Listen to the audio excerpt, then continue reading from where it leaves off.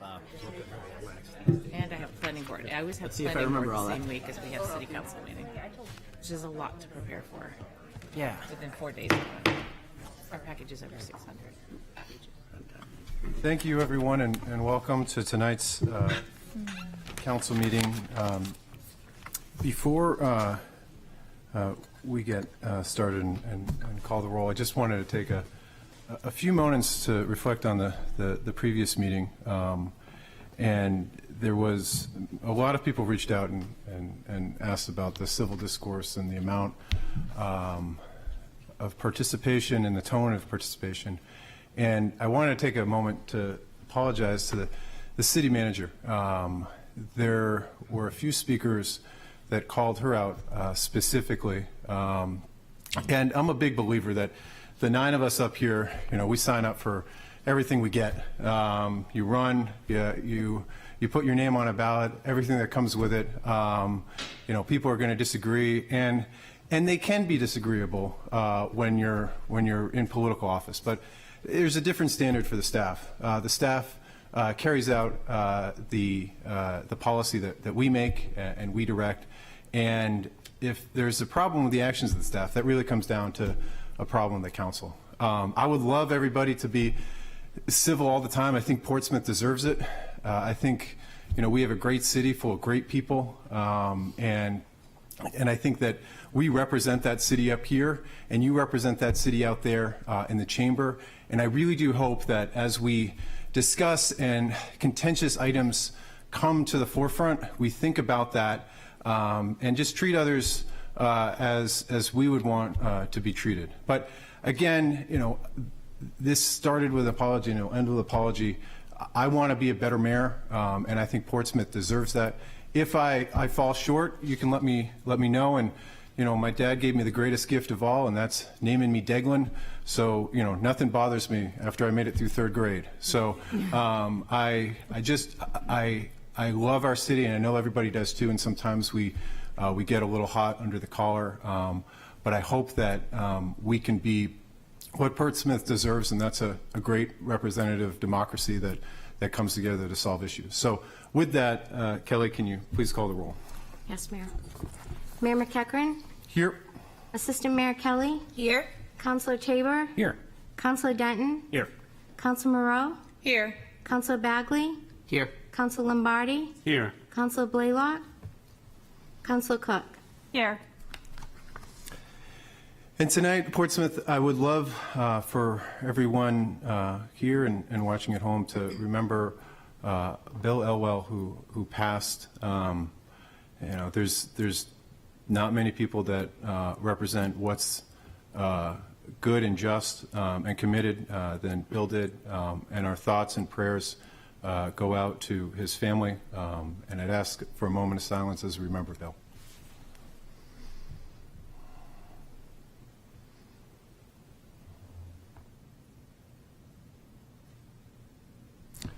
Please join me in the Pledge of Allegiance. I pledge allegiance to the flag of the United States of America and to the republic for which it stands, one nation, under God, indivisible, with liberty and justice for all.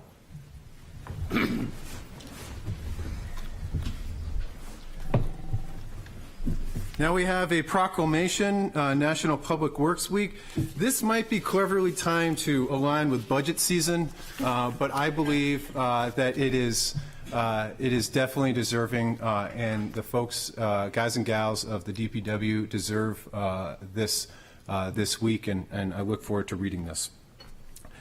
Whereas the American Public Works Association has declared May 15th through 21st as Public Works Week nationwide, and whereas the Portsmouth Department of Public Works, through its engineering, facilities, GIS, parks and greenery, parking, recycling, roads and sidewalks, stormwater, water, and wastewater divisions, is responsible for providing services to residents and businesses alike, everything from ensuring safe drinking water, a cleaner environment, and safe roads and bridges, to keeping our parks and gardens beautiful and our streets clear of snow.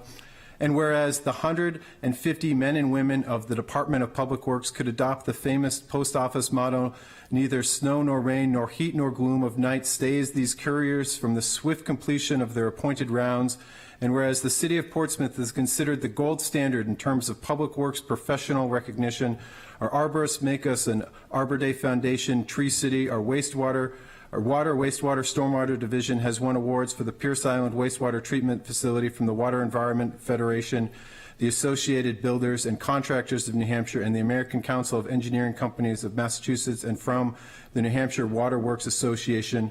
And whereas members of the DPW crew were responsible for helping to rescue a man who was trapped in the salt piles last year, but probably helped prevent accidents and rescue cats, dogs, duckling, and children on a weekly basis.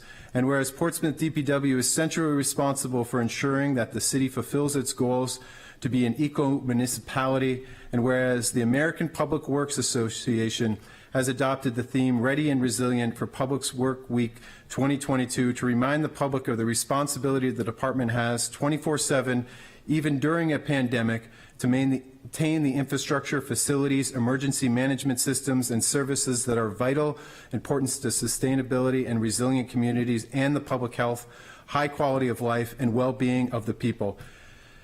Now, therefore, I, Daglin McEachern, Mayor of the City of Portsmouth, on behalf of the members of the City Council and citizens of Portsmouth, do hereby proclaim May 15th through the 21st as Portsmouth Public Works Week, and urge all Portsmouth citizens to take a moment to thank the men and women of the Portsmouth Department of Public Works for the services they provide.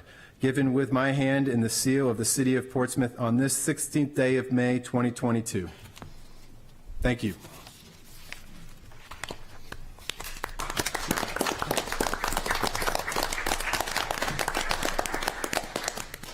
There's no minutes to accept.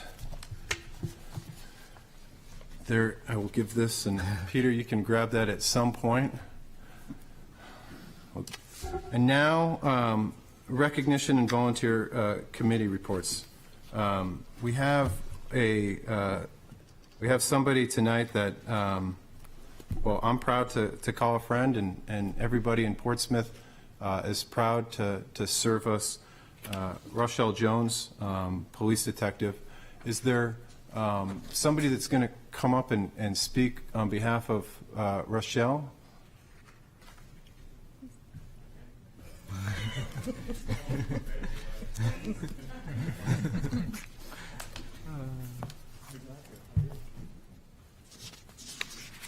How are you? Good evening. I'm Lieutenant Tondro. Is there something you wanted to say first? Well, I'll close it up, and I got a coin here, but I can start it off, and we can start with this. So when we all felt I think everybody in Portsmouth knew something was up. Well, I knew something was up because I drove by and Route 1 was backed up, and I said, that's interesting. You know, the bridge must be a really big tanker that's coming through. And I got into downtown, and I started seeing semi-trucks everywhere. I started getting calls. What's going on, and I heard through news reports that there was somebody experiencing a mental health crisis and was on the 95 bridge, and through road noise it needed to be shut down. And it's funny thinking about it, because I thought, you know, if there's anybody up there, I honestly thought of Rochelle. That's probably because I talked to you more than most cops, and you have just a way about you, but you popped into my head, and I don't know if that was divine or not, but when I heard the reports later that you had used your recent training to meet the person where they were, to be a friend, to be accessible, and to communicate, none of that surprised me, and I don't think it surprised Portsmouth to hear that on that day, with that man's darkest hour, you were the best example of our city, of our police department, and I think to a person in Portsmouth, we were all so very proud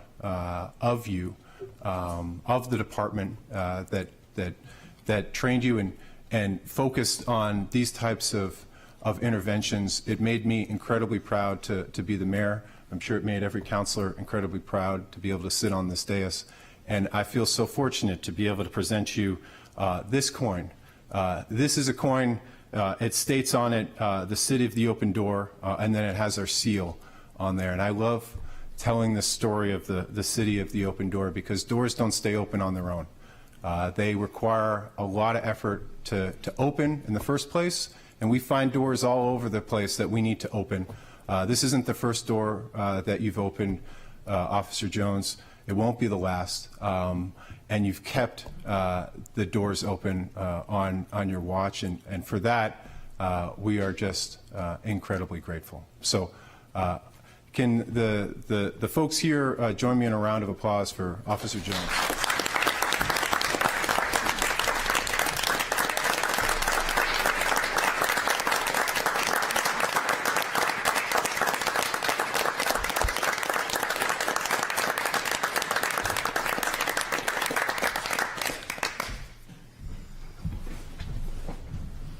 I've only given this out a couple of times. One of them was to the President of the United States. We got to shake on it. There we go. Thank you very much. Thank you. The microphone is yours if you want to say anything first. Well, I want to shake hands first. Thank you. Thank you very much for all you do. Thank you for your service. Thank you.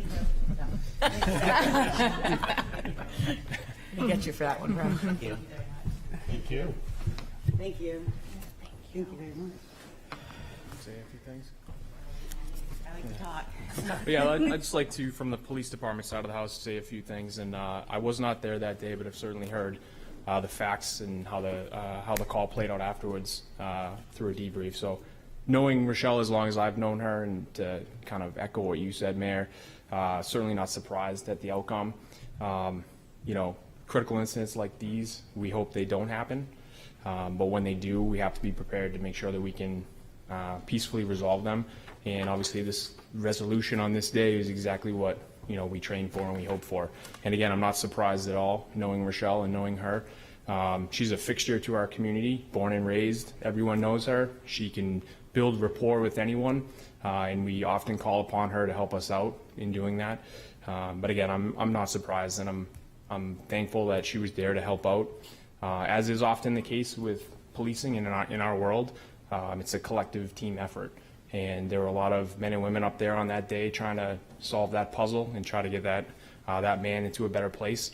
And I was happy to hear that, you know, Detective Jones was there to help out and to represent our agency well, and obviously help to resolve it. It's indicative of, or she is indicative of, the quality of police officer that we have here in Portsmouth, and we're fortunate that when these things happen, people like Detective Jones are there, and the quality and of the services that we provide are second to none. So again, she's well deserving of this recognition. I appreciate you taking the time to recognize her. It's well deserved. So I'm not surprised. I will give her the mic. Thank you again.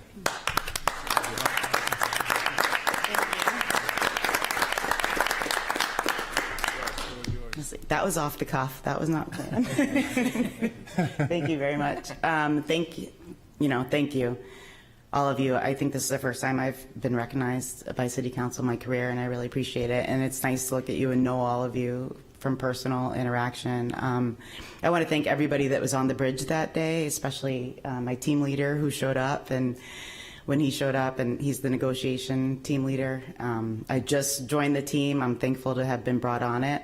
But also, you know, aside from the police officers that were there that day, I happened to be in the spotlight, but that is something that officers are doing every day, all the time, multiple times a day, you know, for our community. But also, I really was thankful to the citizens that were being patient that day and knew that there was something wrong, and they weren't fighting, you know, with officers about traffic or anything like that. That was really incredible. And I'm very thankful to our friend on the bridge that found the strength and courage to trust and to try another day.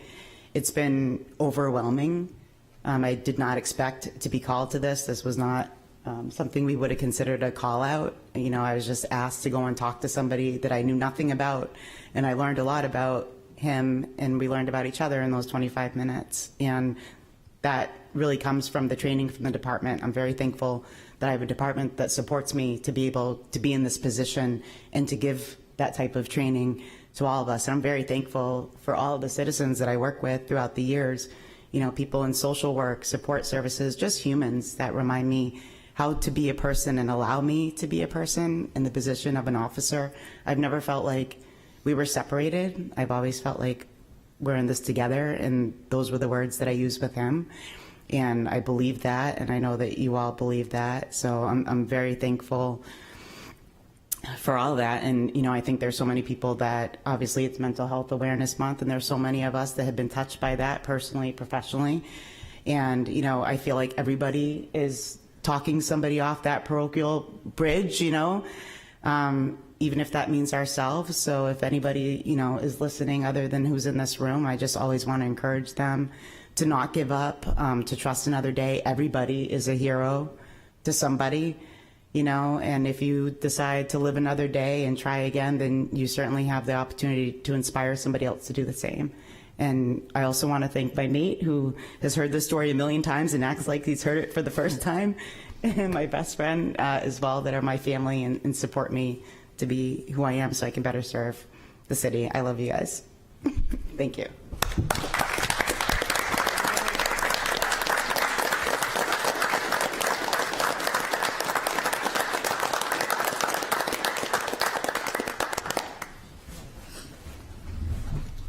Thank you again, Officer Jones. Now, I will say we're going to start public comment. You do not need to stay for the rest of the meeting. There's no Celtics game to go to tonight, but if there's, because they're playing tomorrow. But if you'd like to take off, please feel free to do so. And we will start our public comment with our first speaker, Roy Helsel, the topic of Audit Committee meeting. And remember, if you're planning to speak at home, just have your hand raised in the next minute or two so we can account for the time. Roy Helsel, 777 Middle Road, Unit 22. I was out of town and I was planning to go to the audit meeting. And I get in and I come to the audit meeting at 2 o'clock. Well, I didn't get in till late at night. And I got to the audit meeting and nobody was here. So I found out that the meeting already took place. But when there's this announcement that they keep changing, I thought we were supposed to get a few days on it. But I understand that the audit committee, which represents the citizens here, recommended somebody else to be our auditors. And it doesn't sound good because we have auditors that have been for 20-some years, the same auditor. And it sounds like they're hiding something maybe. And people are suspicious of it. And I think that we should have an explanation why they didn't accept the audit that was recommended by the committee. That's all I have to say. Thank you. Thank you, Roy. Next up, Rich Duddy, Skatepark Fundraiser. I think this might have something to do with these. Oh, okay, never mind. It's a secret? All right. Well, you told me about it before you. Mr. Mayor, City Council, my name is Rich Duddy, 56 Sweat Avenue, Portsmouth. I'm going to condense 10 minutes worth of info into 3. Right. I'm a member of the Rec Board. I'm also on the Skateboard Park Committee. And I'm here to remind the City Council about our upcoming event, June 9th, from 6 to 10 at 3S Art. On each corner, there is a skateboard deck. These are 2 examples of the decks that we will be auctioning off. The one with the 3 monkeys is actually done by a Portsmouth High School student, and if you would pass that along so the others can see. The one on this side is actually done by an auto body shop. And here again, if you would like to pass that along. We have decks from artists, students, auto body shops, and many other items to be auctioned. The tickets are at 3S Art Space's website or at the door. We have limited tickets, so I would advise you to get it on the website. All the proceeds are going for funding the lighting at the skateboard park. And I'm done, and any questions, feel free Well, Rich, we can't take questions during public comment, but I appreciate you coming up. My daughter just bought a skateboard for the first time, so look forward to bringing her to this. This looks really cool. We Thank have you, about Rich. 24 of those. We are going to have raffles so that the teenagers can participate. We're going to have raffles. Also, we're going to have silent auction and live auction. So it's going to be a lot of fun, 6 to 10, 3S, and June 9th. So feel free to come. We'll be there. And Thank I've you, got to Rich. collect 2 decks so that some of the skateboarders up there don't make them disappear. Next up, Gerald Duffy with the topic of civic discourse. My son's a skateboarder. He would just go wild over one of those. Gerald Duffy, 428 Pleasant Street. Mr. Mayor, councillors. The new mayor has set a different tone in the council chamber. I personally love it. It's healthy and I'm grateful. The broader public have noticed and appreciate it, and I imagine so do city staff. The mayor makes a point of warmly welcoming all speakers, regardless of their demeanour. His expectation is that elected officials have to develop a thick skin. The mayor tries to set a higher bar for civility. For instance, he reasonably asks citizens to dial back the kind of applause that amplifies division in contentious issues. He is as respectful and gracious a mayor as we could possibly hope for. Given that, what happened in this chamber 2 weeks ago disturbed me. One resident compared the city attorney's actions regarding the McIntyre project to Vladimir Putin's domestic propaganda campaign against denazifying Ukraine. It's that serious, he said.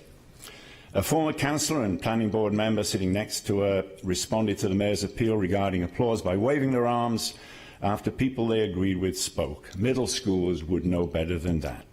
A planning board member applauded himself as he left the podium. Finally, our former mayor complained that he was bullied from coast to coast, then laid into our city manager, whom parliamentary protocol prevents from defending herself. I know the women on the dais can take really good care of themselves. But a 21st century man has to know the women are sick of being talked at, talked down to, talked over, and otherwise diminished by men for generations. I'd like to remind the previous council that they lost in spectacular fashion last November. I know from experience that losing can be a great teacher. I've lost more fencing bouts than I've won. But when I lose a fight, I ask myself how I contributed to my own defeat, and I try to figure out how to improve next time.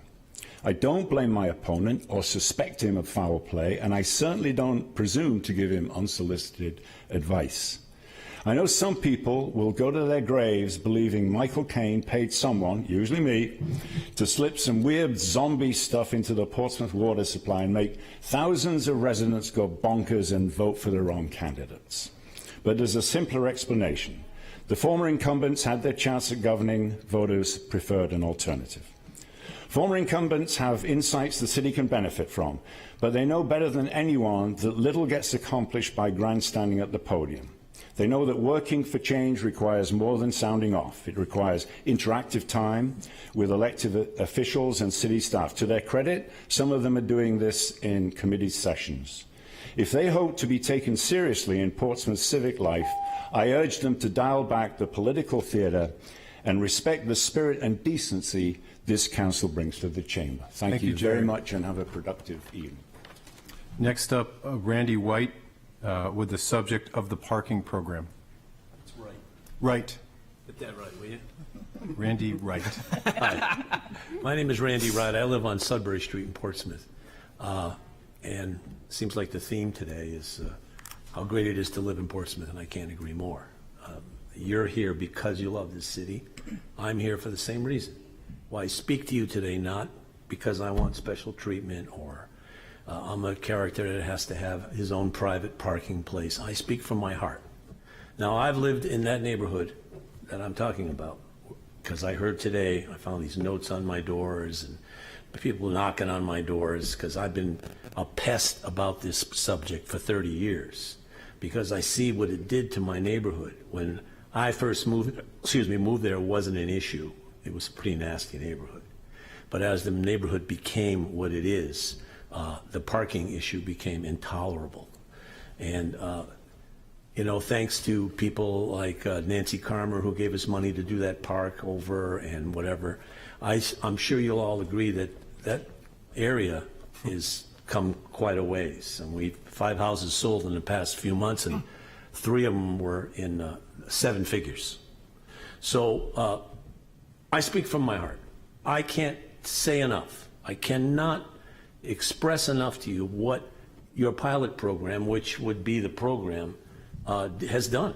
It has given us back a neighborhood. Kids and people are actually moving in and having babies. We have kids learning how to ride their bicycle in the street. We've got that beautiful park. The guys came in the last few years and put all new plumbing in and new streets and new sidewalks. You've invested in that neighborhood. All of you have. The people who sat in your seats have spent a lot of time.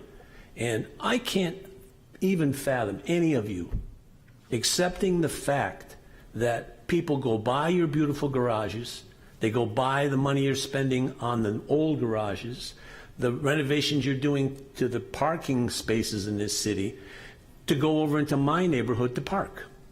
Because this is not rocket science. This is what they will do. And I have proven it. 8 o'clock in the morning, no spaces. 8:15, you couldn't park a bicycle on my street because people see the parking place and they park for free for 8 hours, 5 days a week minimum. Now, I implore you, you have taken care of the retailers. You have taken care, Lord knows, the restaurateurs. And, of course, the tourists. I am a resident. We need this program. And I know a lot of you are afraid of this program because you're going to say, well, they're going to want it. They're going to want it. It's going to happen because people are not going to put up with it out of sheer frustration. And you deserve to utilize the garages that you've spent the money on. And these people have them to park in, and they should, not in front of my house. Thank you all very much. I appreciate hearing me. Thank you, Randy Wright. Next up, Sue Polidura with the subject of the economy and budget.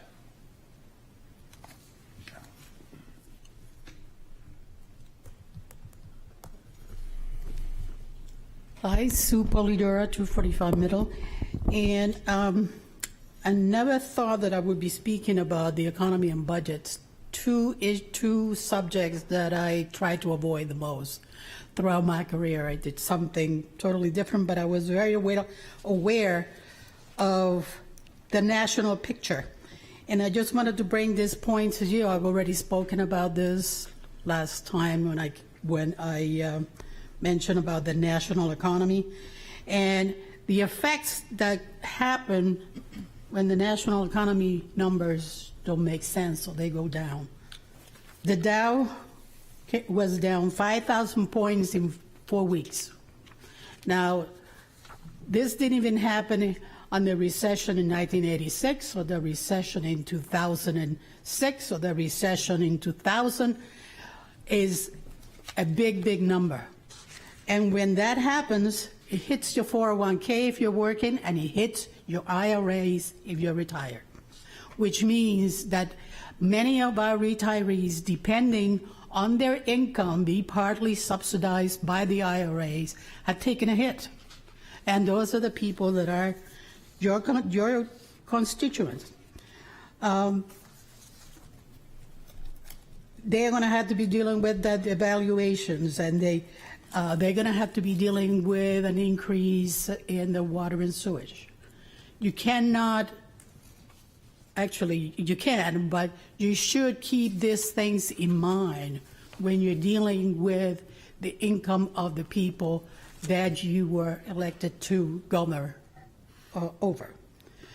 What private companies usually do during this time, because their stock is devalued, they either buy it back if they have money, if not, they reduce their force, or they have a reduction in force. Many companies will have to look at this very closely with all the COVID and all that. It will happen at some point. So to see that the City Council is doing the exact opposite, rather than either keeping it the same or finding ways of making your the administration of the city leaner. You're doing the opposite. 27 new positions, really. Now, my question about the budget is the last budget was passed was for 123 million, which I'm only going to do the whole amount. And I have a couple of questions about that. Why was that not used as a base for the calculation for the new budget? Was $123 million. The base that is being used for this budget is 126. Thank you, Sue. That went by fast, but I'll Thank come you. back. I know you will. Next up, we have Esther Kennedy on the wastewater treatment plant.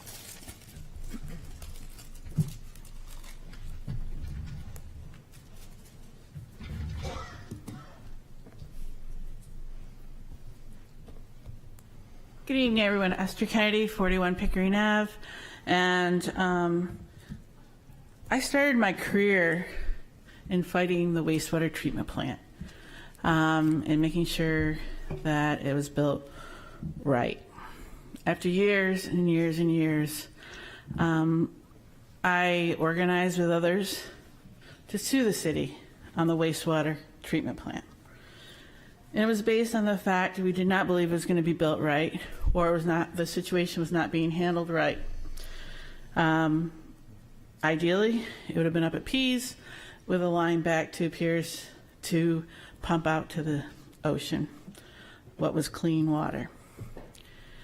Now we got another dilemma, and you have a public hearing coming up, or a public work session coming up on Wednesday night on the wastewater treatment plant, drinking water, and stormwater. We have had CSO events in dry times. That's against the EPA, folks. So I want to know what's going on, and I figure Wednesday night's a perfect opportunity to give us an update of why we're seeing CSOs. If you know where I live right next to the outflow of South Mill Pond, and I've noticed a little interesting stuff. Why we're seeing CSOs in dry events when there's no rain. Which, when I say CSO, for those of you who don't know, it's sewage that actually is being pumped into South Mill Pond, and then it goes out into the ocean without being treated. And these are recorded. There's 5 of us that are on the CSO link, I believe, because it's they put all our addresses up, and for emails, and then there's also a tweet for CSOs.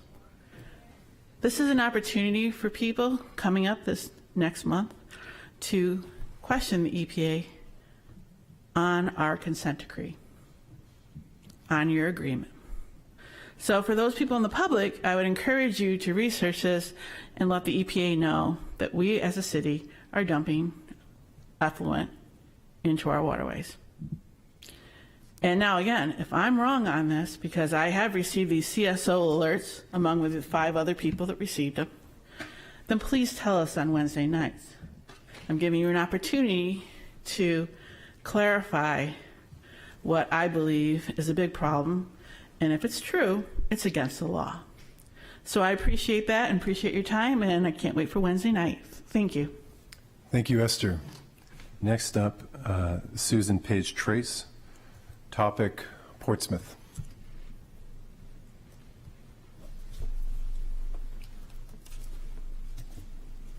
Mr. Mayor, members of the City Council, I'm going to do something that I hate doing, but I'm going to do it anyway. I'm going to read you a letter because, as the city attorney would know, I would be the most appropriate person to come to the defense of these 2 people after his help, which is a private situation. Anyway, do you remember your first trip to City Hall? I do. Whether to pay a parking ticket, renew a bicycle registration, pay real estate taxes, get a wedding license, dog license, register to vote, go to a meeting, or for any one of 100 other reasons, You walked through those doors not knowing where to go. For many, a big, imposing, unfamiliar building with a new city. For others born here, and some in this very building, going to 1 Junkins Avenue is a rite of growing up. Portsmouth is Portsmouth, not just any city USA. The city of Portsmouth, New Hampshire. So you got through those second doors at the top of the steps. You were greeted not by some ugly billboard with arrows, but a human being, a friendly face asking if she could help you. To be exact, one of 2 ladies. No matter how bad your day has been, or you think it will be, for 1 minute, life's okay. You realize how lucky you are to live here, or wish you did. A friendly, kind face, just as special as Portsmouth is special. Those ladies remind us why Portsmouth is uniquely Portsmouth, a small town friendliness in a city, a small town way of treating people, making residents and taxpayers and visitors alike feel special, helping people. The city actually cares enough and is smart enough to realize how important these ladies are, or did. They are the face of City Hall. They are the face of city staff. They are the face of Portsmouth to visitors. Warmth and kindness, they epitomize the soul of this city. So the very next time you go to City Hall, please say hi and consider thanking them for all the years that they've helped you. Sadly, the city of Portsmouth, while adding 27 jobs to the new budget, feels no need no longer to have these 2 part-time positions equals 1 job.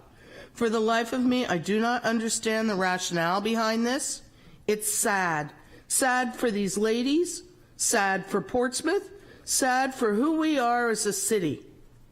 Someone has decided we need to just become another soulless city, caring little for those who need help navigating the city.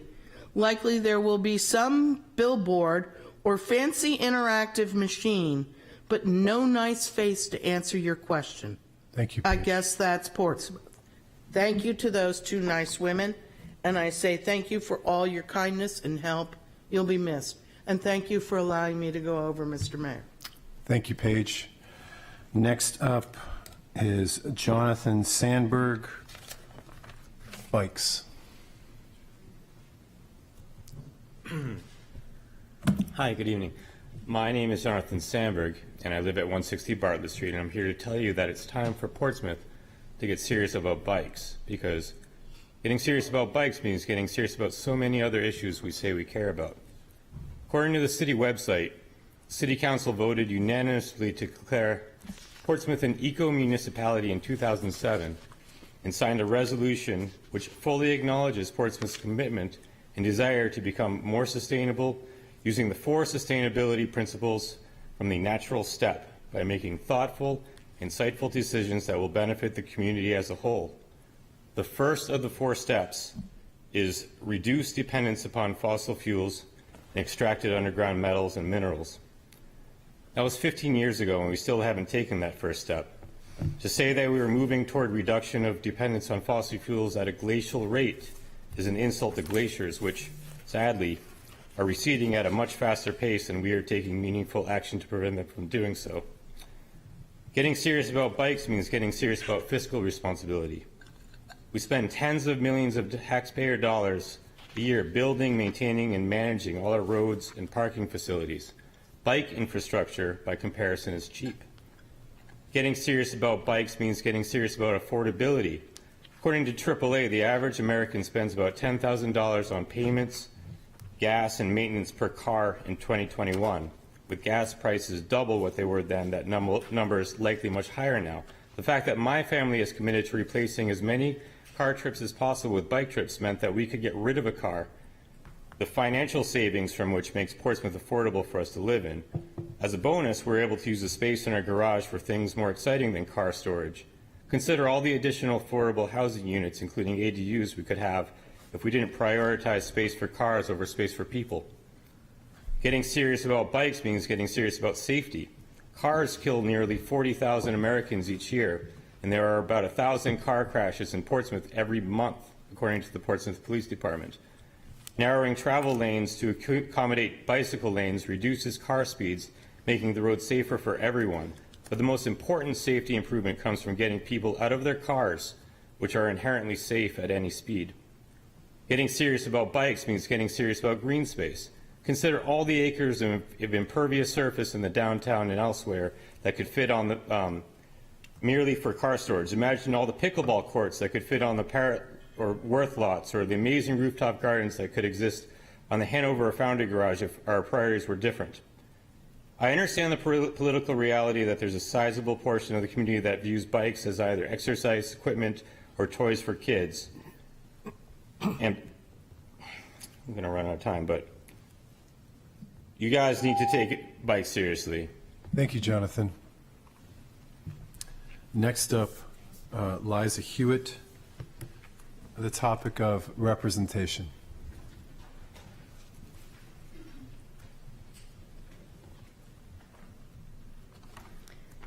My name is Liza Hewitt. I live at 726 Middle Road, and I am a resident of Portsmouth.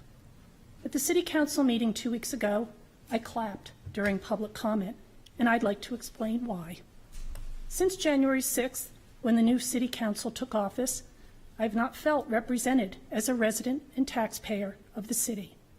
With consistent 9-0 votes, I have not felt that my views and thoughts have been represented in these votes.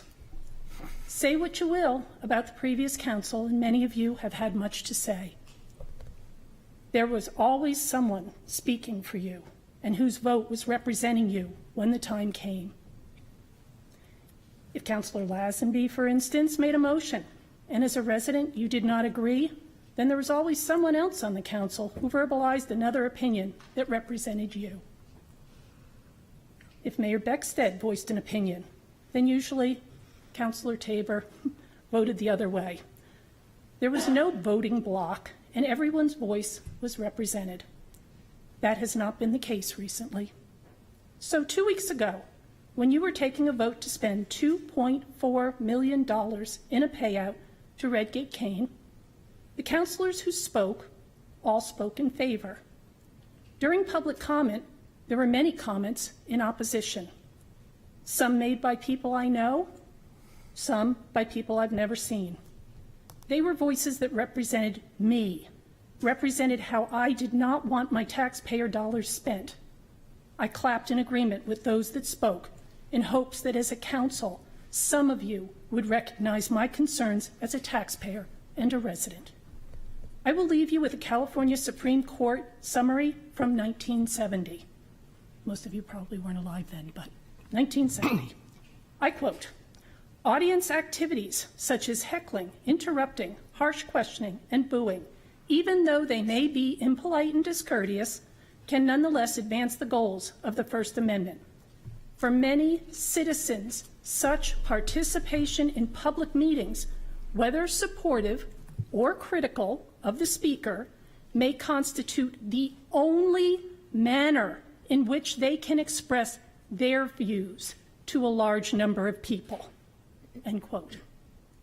I ask you to please be respectful of that. Thank you. Thank you, Liza.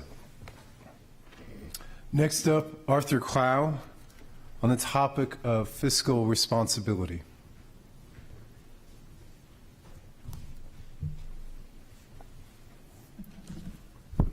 Arthur Clough, 431 Pleasant Street. When I saw Progress Portsmouth come up here and talk about civility, I contemplated changing my subject to why my $10 haircut looks so great, or the miracle of Weight Watchers and what it's done for my boyish figure. We have a huge problem with civility, and following the last speaker that spoke, every one of you, when you became a member of this council, swore to uphold the Constitution, every single one of you, and it's long been accepted as constitutionally protected speech to clap, because sometimes that's all somebody has. They don't have their words. And it was dismaying to hear the city manager, when people resorted to sign language and held up their hands, that she said, What's with these waving hands? It's embarrassing. Well, we're a little bit embarrassed about you. And we're embarrassed about how much money is going into the budget this year and the addition of positions and the lack of consideration of positions that ought to be temporary, to use temporary funds and to be temporary positions. The City of Portsmouth got online and said, from their webpage, and said, 10 of the positions are for COVID-related school positions. If they're COVID-related school positions, why wouldn't they respond to my questions? Are they permanent positions? Because COVID is a temporary thing. Every single one of you up here is supposed to be representing primarily the residents, not the city manager.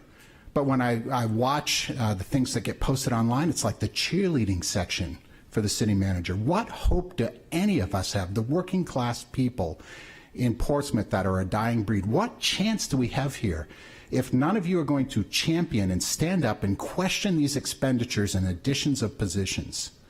This is your job. Your job is not to align yourself with the city manager. The city manager has a large staff. They'd be happy to increase the number of positions. Everybody'd like a break. I remember the days where you used to be able to go into City Hall at 4 o'clock on a Friday and pay a bill, but that went away during the Bohanko era. So I am having a hard time with watching the budget hearings because I don't see any champions up there. I heard maybe 1 or 2 questions that I thought were at least asking, but what are you guys going to cut from the budget? That is your job, not just to approve it and be cheerleaders. Thanks. Thank you, Arthur. Next up, Brooks Stevens on the Islington Street parking program. Is Brooks here? We'll go to Bill Downey, who I do see. And if Brooks shows up in 3 minutes, we'll let him speak as well. He was here earlier. Topic of civic participation. Bill Downey, 67 Bow Street. Mayor, I was glad to hear that you said you were always looking to improve, and I appreciate that. I know I continue to learn every day, and I love it. And I wanted to speak about your position, and hopefully it's evolving, which it sounds like it is. I want to use myself as an example. Mr. Sullivan and I have known each other a long time. I disagree vehemently on his position when it comes to McIntyre. You all know that. We actually shook hands in court the other day. Like we might even have a beer. I have never interrupted him, and I can say with great confidence he's never interrupted me. I'm a passionate guy. My DNA requires it, being Irish. But recently I've heard counselors get into it with people in the audience. I know it's tough. It's one reason I didn't run. I think it requires a great deal of patience. But I think it needs to go on both ways. When people are at this podium, they shouldn't be interrupted at meetings, and that happened recently last week. And that, I'm not asking for the House of Commons, where they go at it with each other. But I think there's something to be lost if we sanitize the meetings without some kind of applause or some kind of reaction. These are passionate issues. And if you look, we got 15 people in the audience out of 22,000. I think we're doing a disservice by making it all or nothing. So I would hope you would consider allowing the freedom of speech as long as it's not disruptive. I did a fair amount of research on this, and most attorneys will come down saying this. It has to be a legitimate disruption. That means time frame in between speakers where it's unsafe. But as some of the speakers said previously, a clap is an expression, and as long as it's not disruptive, I know I've been interrupted by people in the gallery. Now that's not going to stop me. But I think most people, it puts pressure on their argument, just like bone needs a little bit of pressure, otherwise it disintegrates. So I would hope in the future you will be open to the idea of letting some expression as long as it's not disruptive. So thank you for your time. Thank you, Bill. That looks like all the speakers we have. Just on the clapping, there is nobody that's going to say clapping is illegal or that you can't clap, but nobody's going to tell me that I can't ask you not to clap either. I continue to maintain that when it's a contentious issue and we are clapping and using that as a force behind our argument, especially during a public hearing where everybody does have the right to speak, it's not outside of my ask. Now, everyone in the audience or watching at home, if you're clapping, you can choose to listen to me or not. But I will ask that when we are in the thick of thorny issues where we disagree and we need to find compromise, I'd ask that we keep our applause silent so as not to drown out or a show of force, because somebody that might be on the fence about speaking in opposition, I want to hear from them as well. That's my preference. Again, that's just a preference. It's not supported by any case law, and you're not going to have Attorney Sullivan up here enforcing it because it's not a rule. It's just a request. And if you choose to ignore that request, I can't stop you from doing that.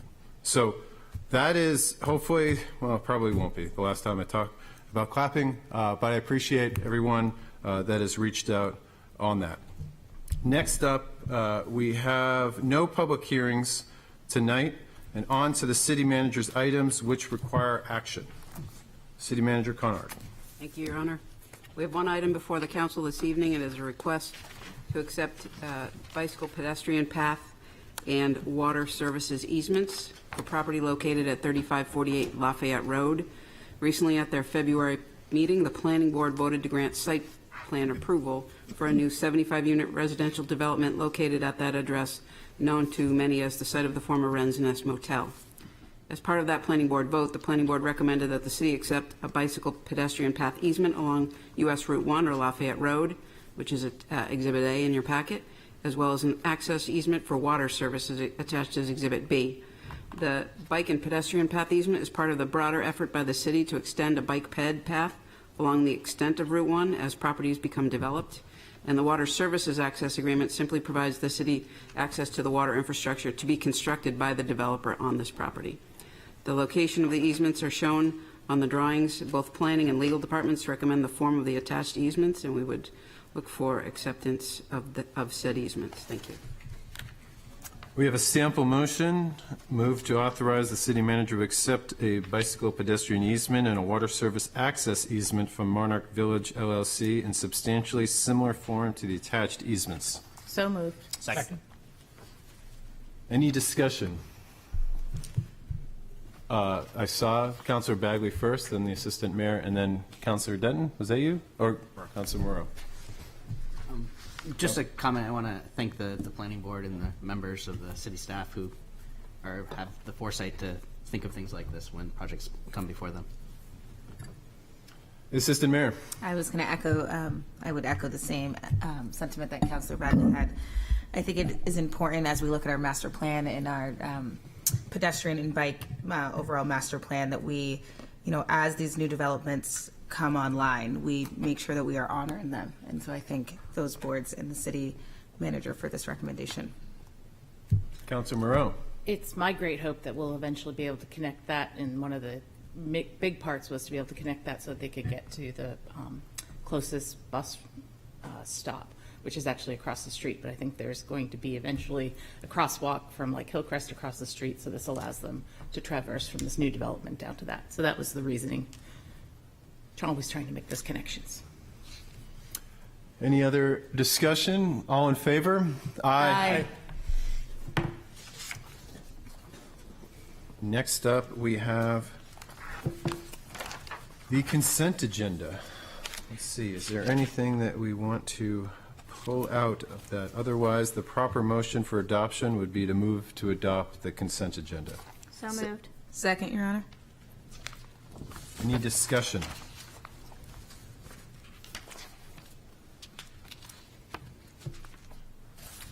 Not at this time? All in favor? Aye. Aye. Next up, presentations and written communications. First up, email correspondence. Sample motion, move to accept and place on file. So moved. Second. All in favor? Aye. Aye. Next up, we have a letter from Chris Rose, Portsmouth Middle School 8th grade science teacher, regarding impactful energy proposals. Sample motion, move to refer to the Sustainable Practices Blue Ribbon Committee for a report back. So moved. Second.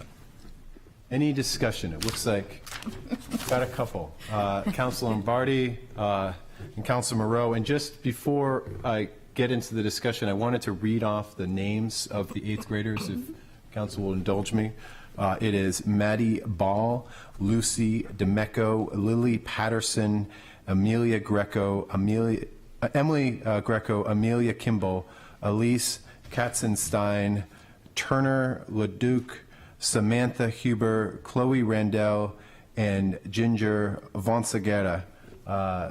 Your parents and your city are proud, or your city is proud. I'm guessing your parents are equally as proud as we are. For reading through these was quite impressive and exhausted in the detail, and it's great to know. Councilor Lombardi. Yes, thank you, Mayor. I want to connect this to these proposals are fantastic. And it's really a credit to the teachers and the students, both the teachers and the students who have offered these up. I would also like to connect it to the meeting I had with the Economic Development Committee at the high school, which was hosted by the Courtney Richings and the wonderful staff of the CTE program and the students of that program. We have an amazing school system, and I think that both of these things have just demonstrated how creative and how important these programs are. So I just had that comment. Thank you. Thank you, Councilor Lombardi. Councilor Moreau. Yeah, I'd just like to state I've actually had the opportunity to meet the teacher, and after reading through all of the reports that he submitted to us, I learned many new things that I did not know. So I think it's really exciting when someone has spent as many years in school as I have, that you can still learn something new from an 8th grader. So kudos to the teacher. Thank you. I'm pretty sure there was a show. Are you smarter than an 8th grader? It was a 5th grader, I think. I always really felt disappointed in my own mental acumen watching that. Councilor Bagley. Thank you, Your Honor. I just wanted to echo, how great this is that a teacher is proactively involving the students with not only challenging scientific issues, but involving them in civic government. And I don't know if it was by accident or extremely savvy, but I did notice that Councilor Blaylock's restaurant was identified as a place for solar power, Yeah. and that as well as the building that Councilor Denton lives in. So kudos to the kids to really pinpoint the target. Any other discussion? Well, I'm excited for the report back, and if there's other committees that could be involved from that report back, I'd hope the Sustainable Practices Blue Ribbon Committee would make those recommendations. And again, a thank you to Mr. Rose, the middle school teacher. I remember my 8th grade science middle school teacher, Mr. Layton, and you leave an impression, and hopefully these kids will get to leave an impression on Portsmouth in terms of projects that we take up in the near future. So all in favor? Aye. Next up, a letter from Michael Simchek regarding the McIntyre. Sample motion be to move to accept and place on file. So moved. Second. All in favor? Aye. Letter from Hannah Taylor requesting permission to hold boot camps in Prescott Park. Sample motion move to refer to the city manager with authority to act. So moved. Second. All in favor? Aye. Next up, I knew there was some movement coming from the back. Okay. They're following along in the agenda. All right. Well, we have a presentation regarding Middle Street bike lanes. Mr. Mayor, if I can introduce Deb Finnegan from WSP. She's a PE, and she's here to speak on the work of their group. Thank you, Deb. You are very welcome. I am Debbie Finnegan from WSP. I'm a senior project manager for the company, and we were assigned this task, which I was very excited about because I used to work for Portsmouth long ago as a municipal engineer. So this is kind of cool to be back to say that. So this project started out last year, and it started as a, we're not going to look at the presentation? Or do you want me to wing it? She's working on it. Oh. I can just wing it. It's all good. Sometimes it's better that way. Just don't I shoot swear from it the is. hip. I do really good with the winging, you know. So next slide, because it's been great to work with Peter, Eric, and Tyler. It's nice to see Eric back as well. Came back in the middle of when we were doing this project. So this project started out as a directive from not this group, but the previous group, previous council, to look at modifying the bike lane between Cabot and Lincoln, and in the hopes to maintain the state and federal funding for the entire project. Next slide. Next slide again. This is the project background. You asked me on a tip. It was funded. You went through the design process. It went out to bid. It was constructed, and then there were some modifications. And the modifications were the bollards were removed, and then the next modifications were on the outbound side, blacking out some pavement markings, adding a rectangular rapid flashing beacon and a crosswalk at Aldridge, as well as adding some additional signs. Next slide. These were also the actions that were taken by City Council. Just the same rectangular rapid flashing beacon with a crosswalk, making Lincoln, a bike boulevard, and then last but not least, moving the parking spaces from where they were after the initial construction to the curb, and then blacking out the spaces, like the pavement markings on that side of the street. Next slide. This will be an easy go through. This is just so people know, this is what it looked like before all the construction. And the next slide is what it looked like directly after the construction. And then the next slide is what it looks like today, the next couple slides. So the next slide, please. And then the next one. And then the next one. So our role was to take a look at the existing and past conditions, look at speed information, parking information, how many bikes were using the roads, things like that. So we were looking at all this data. And then the other thing we were asked to do is do a door-to-door survey for the residents of Middle Street from Cabot down to Lincoln, residents and businesses. So we did that. We had a public meeting on May 5th, I want to say, and then May 9th, and then the next day, May 10th, is when they went out and did the door-to-door survey in that area. That also required, like if nobody was home, we left a postcard that had a QR code on it where they could go online and fill out the survey if they so choose. And the survey stayed open until the end of March. Thank you, Peter. And so then our next goal was to take the survey and just document what everybody said. And then the other part, which was to do the evaluation and provide a memorandum. Next slide. This was what I just explained about the survey, so we can go to the next slide. This is probably of some interest. There was 290 responses, 158 identified of themselves as living in that section of Middle Street. 158 of them were either businesses or residents. 97 were residents outside of that's that corridor of Middle Street. And then there were, of those 290, 255 people lived or worked in Portsmouth. 48% of the people stated they used the bike lane on that section of road, and 74 stated that they used the pedestrian facilities. Next slide. We had some positive responses, which you can see on the slide. There were more responses than this, but I just picked out some so you kind of got a gist of what a lot of them said. And then the next slide shows some of the, I would say I called them other responses. They weren't necessarily negative, but they were not necessarily positive either. They're just statements to them of fact, I think. And because I would ask at the parking and traffic committee meeting, I was asked what they is. They is the actual bike lanes. not they, a person. So on the bottom one, it says they are dangerous to vehicular traffic. They was bike lanes, just so we understand that. Next slide. This is my recommendation. My recommendation is to leave the parking as it is for the stretch of corridor. The change here will be that at Lincoln, it will go, the bikes will actually go into a designated bike lane. So the signage that is at Cabot, or just a little past Cabot, that has them go onto the bike lane, we'll take those signs and move them down here. And then at Cabot, we will add a new sign with the bike symbol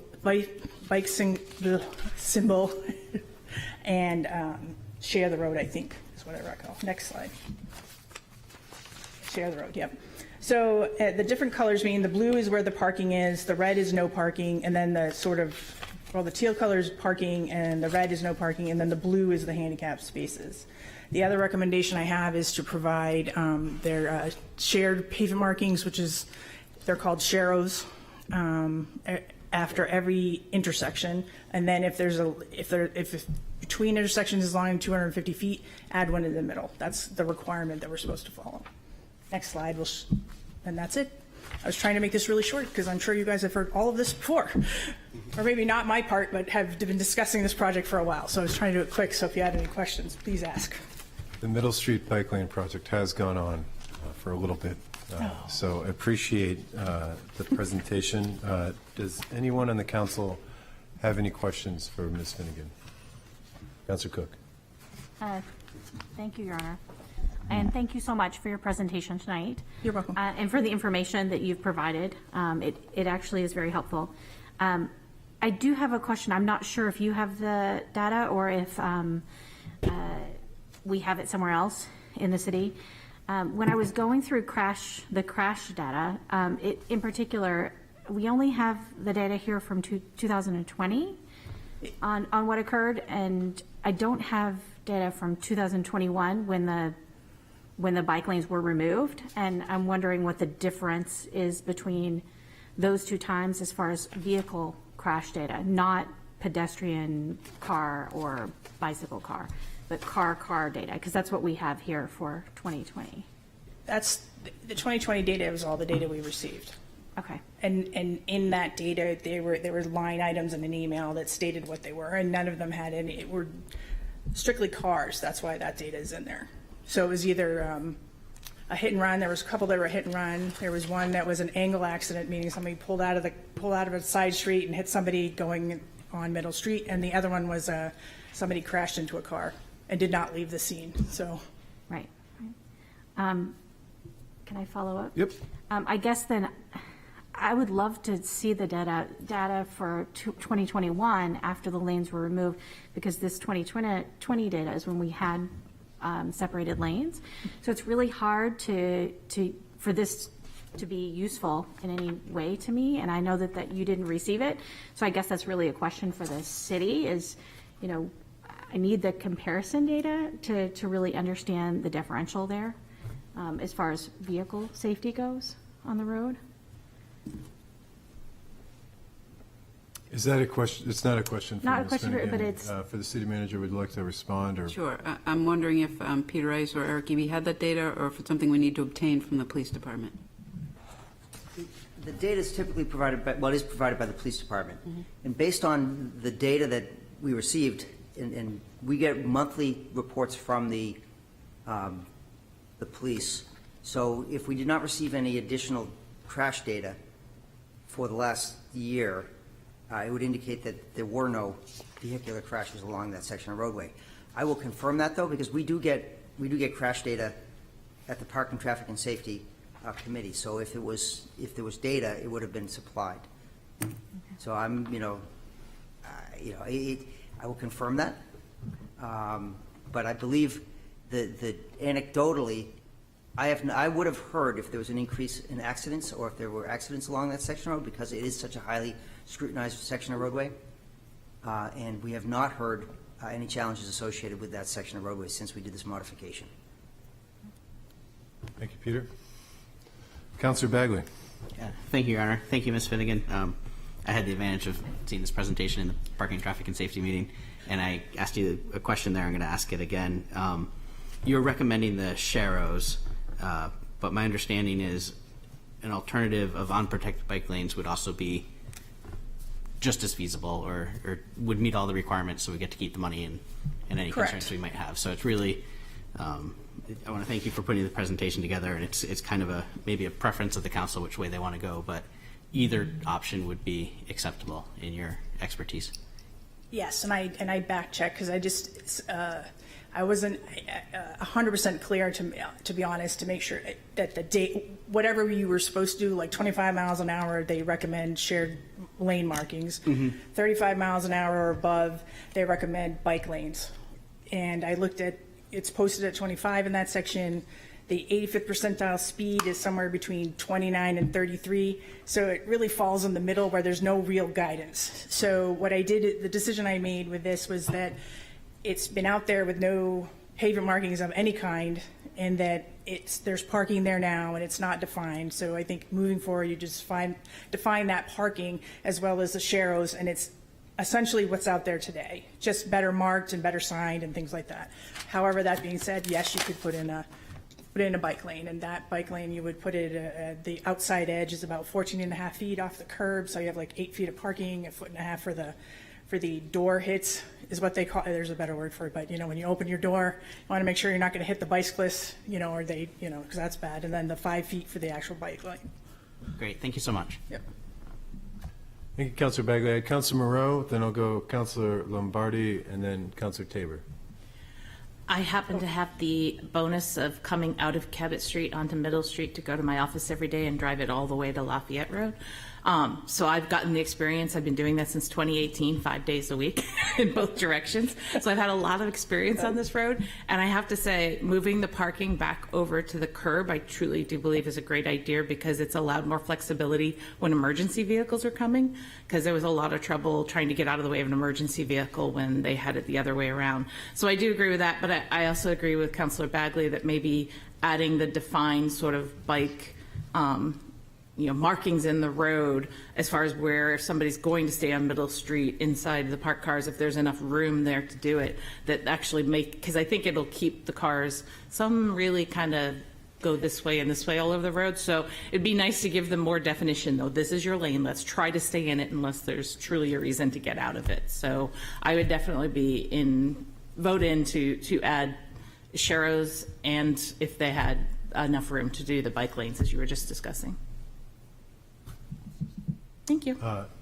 Councilor Lombardi, Councilor Tabor, and Councilor Blaylock. Councilor Cook. Yes, thank you, Mayor. I live on Aldrich Road, and so I use Middle all the time. It's one of the issues that happened when they moved the cars back to the side of the road, the parking back to the side of the road.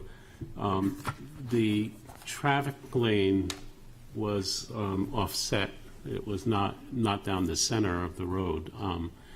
And so one of the things that I've had happen there is that people try to pass you on the right in that area. And so I think in the area from, I'm going to say from Cabot to Lincoln, there might be good to have a designated lane, because I think there's room for it on the outbound side, unless you move the center traffic lane or lines to the center of the road again.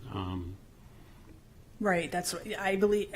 I think part of the problem that out there anyway is that the lanes aren't marked. Like, there's not a fog line, for example, like a white edge line. I think you need it, whether it's to define the parking, whether you define the parking per space, or you just define that this is the fog line, and whether you put sharrows or a bike lane, that's up to you. But I definitely agree that it's not defined, and it needs to be. I think that's a huge problem. So yes, I agree with you. Okay. You just said it in a different way, but yeah. So Councilor Tabor, and then Councilor Cook, second bite of the apple. Then we'll go to Councilor Denton, then Councilor Cook. Thank you, Your Honor. I think moving the cars back, as your conclusion stated, it was the previous configuration with the cars creating the protected bike lane was confusing to motorists, and I think that was the experience. If we go with the option of a painted bike lane, and we can get a couple of feet for door swing to protect the bikers that way, can we also get a foot or two of buffer, maybe diagonal striping, something like that? I was going back to the original 2015 options, and one of the options was a buffered bike lane. That's different from a protected bike lane. Buffered bike lane was cars, door swing, 5 feet of bike lane, or 4 feet of bike lane, and then some striping to give that extra 2 feet between the bikers and the cars on Middle Street. Would be able to fit that? Because that originally was the better option of the, of the striped lanes beside the cars. I'm not 100% sure. Honest, I think you could. I think there's enough space. I don't know if you could have 5 feet and then 2 feet, like 8. Typically, it's a 4 foot and then a 2 foot. But yeah. So it's a 6 foot total. So that, I mean, it's It's just an extra foot. It's just additional paint. Peter, if you're going to speak up the microphone, Kevin wants you up there. We can accommodate that. Well, I think we just want to make it as accommodating for everybody as possible, and that extra buffering on the through traffic side gives a little more protection. Like Peter said, it's paint. I think it boils down to, any of these options will work. I think that you need to paint it. I guess that's the bottom line for me. You need to paint it and have some better signs, or not better signs, but additional signs.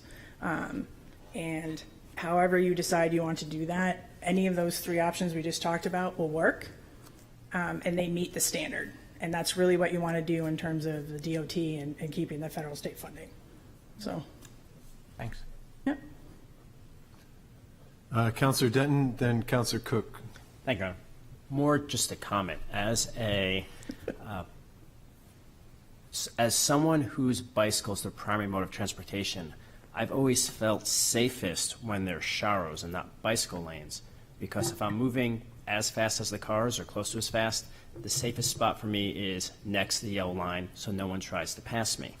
But with that in mind, most of the people who these bicycle lanes are for are not people like me. They're for families or people who are now riding on sidewalks. So my strong preference would be as much bicycle lane as possible. Thank you, Councillor Denton. Councillor Cook. Thank you, Your Honor. I really have just a few comments about this as well. First of all, I appreciate all the work that's gone into this. I know how many years have been invested in this process, and it's been a long one, and there's been a lot of debate in the community around it. My preference would be that when this comes up in the CIP budget, which hopefully when repaving Middle Street comes up, that we don't just look at repaving Middle Street, we look at a complete redesign of Middle Street that involves a dedicated protected bike lane that is away from the curbing so that vehicles can park at the curb, but the bike lane is dedicated and protected. So I would like to see designs around that when we are talking about the CIP budget down the road. And I realize that right now we're not there yet, but we'll be getting there fairly soon. So that would ultimately be my preference. As it is, I feel like we have to accept what is the best option for now, because we already have a paved roadway. And like Councillor Denton said, he is a fantastic cyclist. I am considered a weekend cyclist. I would never, ever ride on Middle Street because I don't feel safe there. I wouldn't feel safe letting my 16-year-old ride on Middle Street, especially with sharrows. I there's no way I can keep up with the speed of traffic. And I think that that's one of the real challenges that we're dealing with when we talk about having sharrows. So I think that we should do what we can to avoid sharrows, because looking at all the data that we were giving, you look at the numbers of cyclists, you see it drops off right about the time school drops off. I'm thinking about the number of kids that are cycling to high school on Middle Street, and I want them to be protected, just like I'd want my 16-year-old to be protected. So I would argue very intensely that we find a way to add a bike lane, not necessarily where they were before. I do think that was very confusing to residents with the parking in the middle of the street. If you haven't seen that regularly, I think that if you've traveled a lot in Canada, you see it, but we haven't done that a lot in the US yet. So people are not accustomed to that. It's reasonable to put a bike lane next to the cars as long as it's somewhat protected. And I think it's important to have that protection, or you won't see an increase in riders.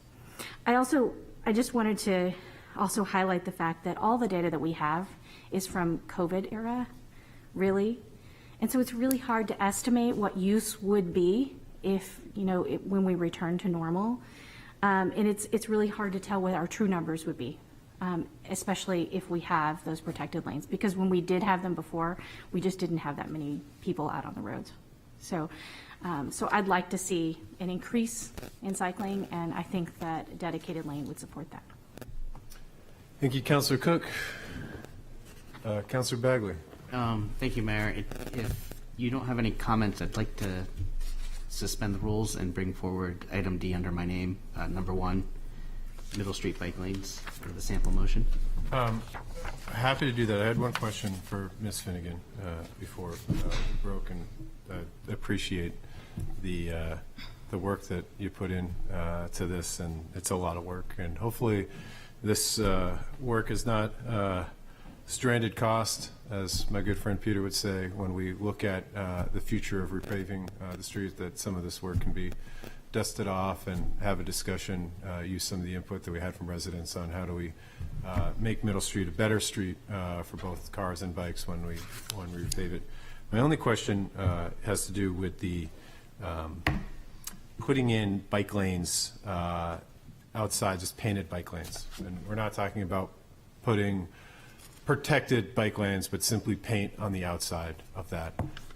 And this is going into the Wayback Machine for myself in terms of one of the, we had always, or not always, but when this started, we looked at this as a temporary project that we would learn from, because there were aspects to the road that were not conducive. Not the road undulating itself, but simply like the crown of the road is not centered to where it would support a bike lane, or the configuration. And some of the comments around whether a bike, or some of the comments of where we'd repaint the yellow lines in that did not meet the crown of the road, so cars felt somewhat unease and they couldn't explain why. That's but it was right. because the crown of the road was separate from the white or the yellow lines to accommodate the bike line. So I want to go forward with, and I would agree with Councilor Cook, the safest possible that we can do, but I don't want to get into a situation where we're painting over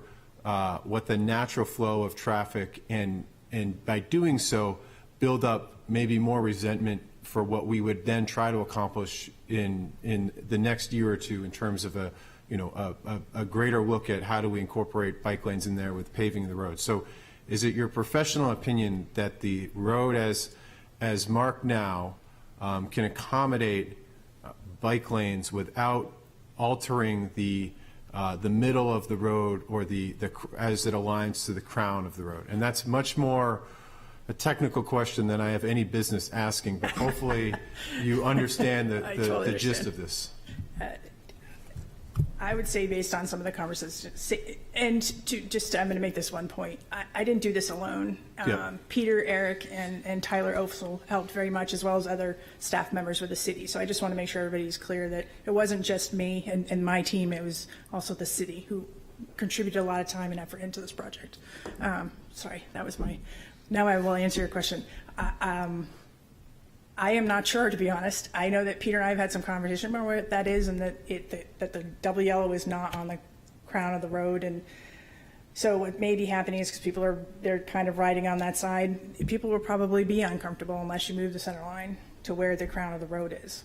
However, that may negate having a proper, like a conventional bike lane or a buffered bike lane, for example, unless you want to remove the parking in that section. And I know that's not something people really want to be doing. It is my understanding, and if I'm wrong, just please let me know.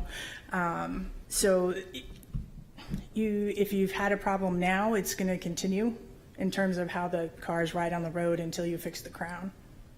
Okay. But I don't know how much of a problem it is, because I didn't hear that was an issue until you just said that. So It was something that I think that it stuck in my mind over the many, many hours we had the conversation around this, in terms of if we were to do it right. And I'm in the camp of,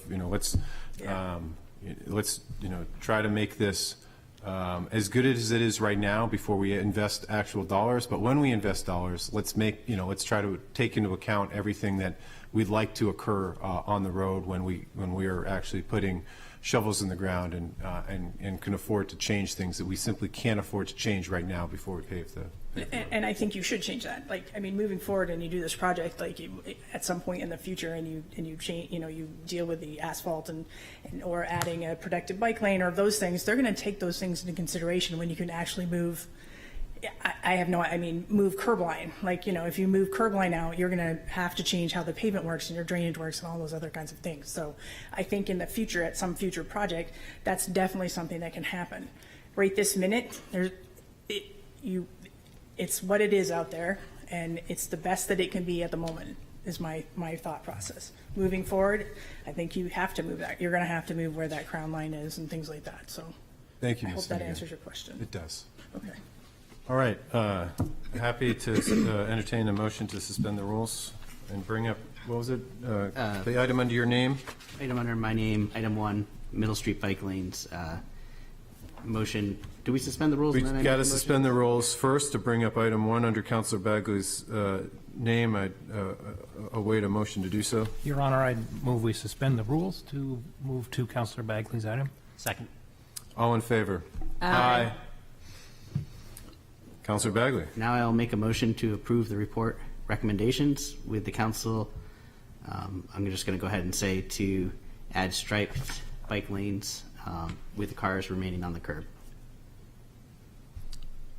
Second. Any discussion? Councilor Moreau. I'm just curious. It sort of seems to be an either or in your motion. So which option are we going with here? Oh, I think he picked striped, unprotected bike lanes. I ad-libbed based on the previous conversations. Yep, so I'll restate the motion. Is move to approve report recommendations with the council and implement striped, unprotected bike lanes as the preferred alternative. Thank you. Is that your Yes, motion? that helps. I'll just speak to that, if I might. Yep. The mayor brought up some excellent points, and I think we had a great presentation. One of the things I've learned in parking, traffic, and safety is that, especially with modern cars the way they are now, they have a lot of power, they get up to speed. You can feel very comfortable driving at a high rate of speed, and on Middle Road that happens. So to me, when I hear that people might feel a little bit uncomfortable driving down that road, I don't necessarily see that as a bad thing, because if you feel a little bit uncomfortable, you're likely to be a little bit more observant and possibly slow down. As some people may know, I live right behind Portsmouth Market, parallel to Middle Road, so that's the route I use every day and the route my daughter uses every day. So obviously I have some bias in this, but I think anything we can do to slow down traffic, I'm sorry, I've been saying Middle Road when I mean Middle Street, would be ideal. And I don't necessarily think that if people feel a little bit uncomfortable, that's a bad thing, because it may slow them down a little bit. So just on to clarify, my comment on the crown versus the painted line of the road wasn't that folks necessarily felt uncomfortable in the moment, but they would notice that they would they would come out of the flow of traffic and then realize that because they were kind of just going with the center of the road and then overcorrect at the end. I would agree that when you make roads more narrow, you make people feel that they have to drive slower. My concern with the way the lines are now is that people do not feel, they feel very comfortable, but their car is kind of to kind of bank in a certain way that is not does not align with the painted yellow lines. So I guess the only qualification is that I would want to make sure that the yellow lines as they are presented, are they currently on the crown of the road, or are they outside of the crown of the road? And if we put them on the crown of the road, would we be able to have the unprotected bike lanes outside of the cars? They're currently, when they put the bike lanes in, they shifted the center line off of the crown of the roadway. The alignment is necessary to give you the parking plus a bike lane.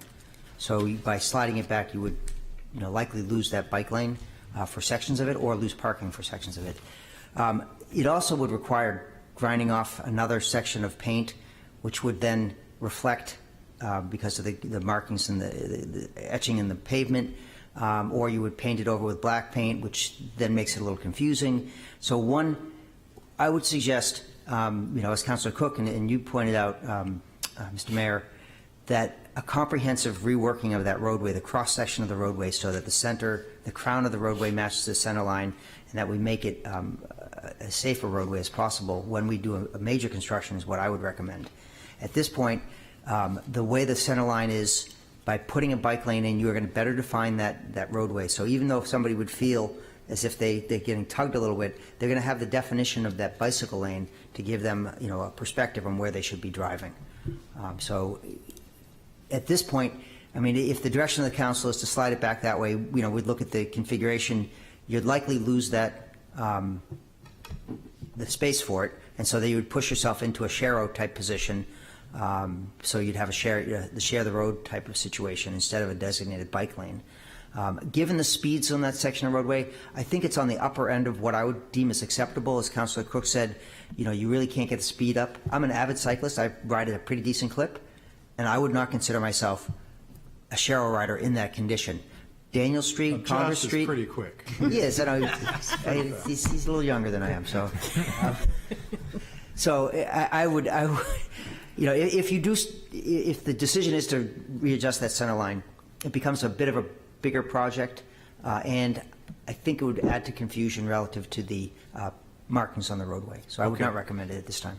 So, but you would recommend, and both you and Ms. Finnegan would recommend that using a bike lane to define the travel area it's not your expectation that it will cause confusion so long as the cars are on the side of the road and the bike lane is not protected at this moment.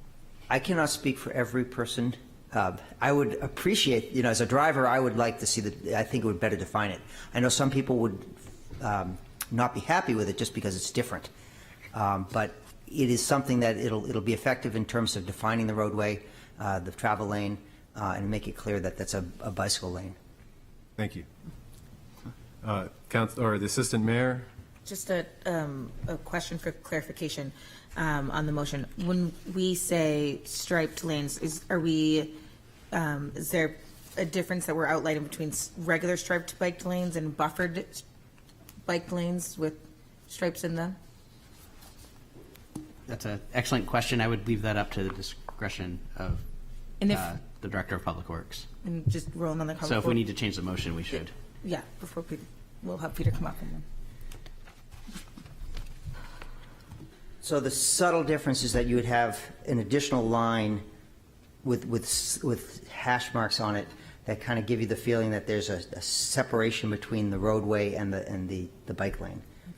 Okay. It's visually, I think it's a better treatment for the bike lane, and it still gives you the decent space that if a car door is coming up, you have the ability to swing over and not be getting into the travel lane. So, I mean, that is something that we could do.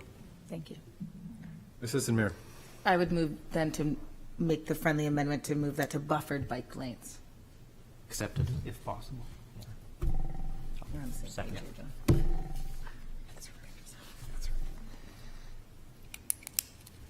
And accepted, okay. Any other discussion? Just another question for Councilor Bagley on this. What was the discussion at PTS, and is there a reason why there wasn't a recommendation over sharrows versus buffered bike lanes? Yeah, so during the PTS meeting, I was attending remotely on Zoom. So there's some discussion about bike lanes and kind of that it's a bit of a political hot potato.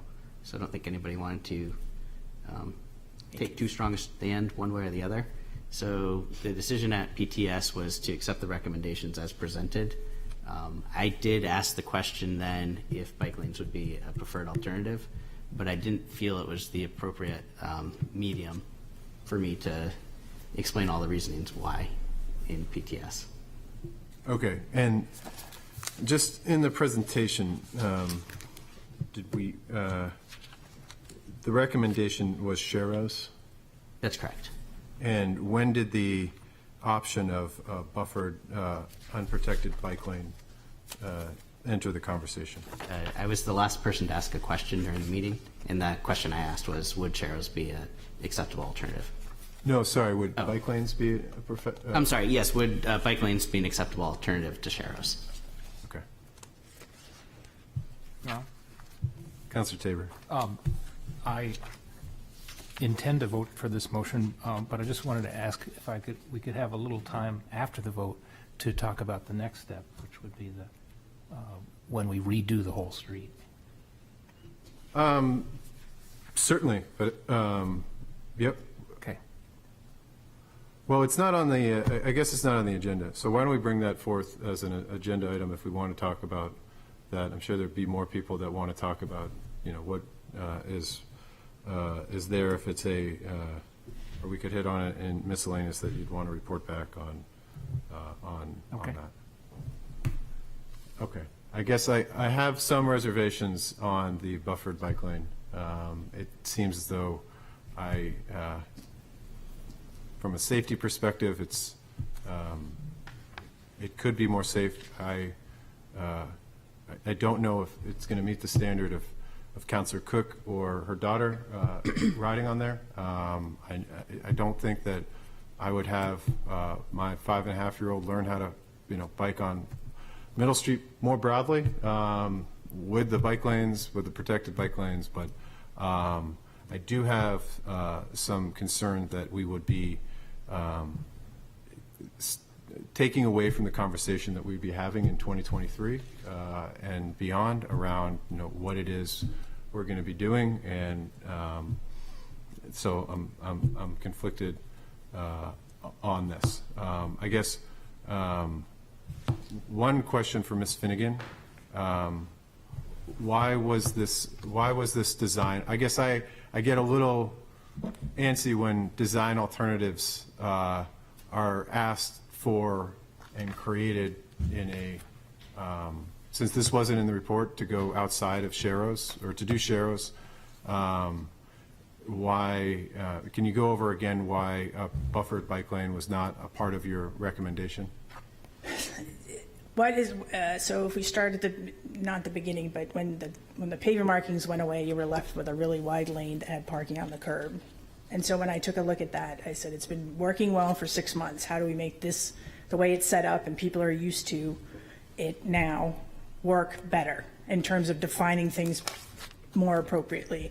So at that point, bikes and cars were sharing that wide lane and there was parking on the side. So I said, that's what I think we should do, because to me, it was a good way to define what needed to occur, and it gave people kind of you look at the ground, oh, something's going on, and that is why I picked that. It doesn't mean that, a bike lane or a buffered bike lane those are also good alternatives. But what I was trying to do was minimize the amount of change and use the tools we had to better define it. That is why I picked sharrows, because it met the criteria but also left it similar to what it is with some minor changes to let people know that there's bikes there, you need to pay attention, those kinds of things. That's why.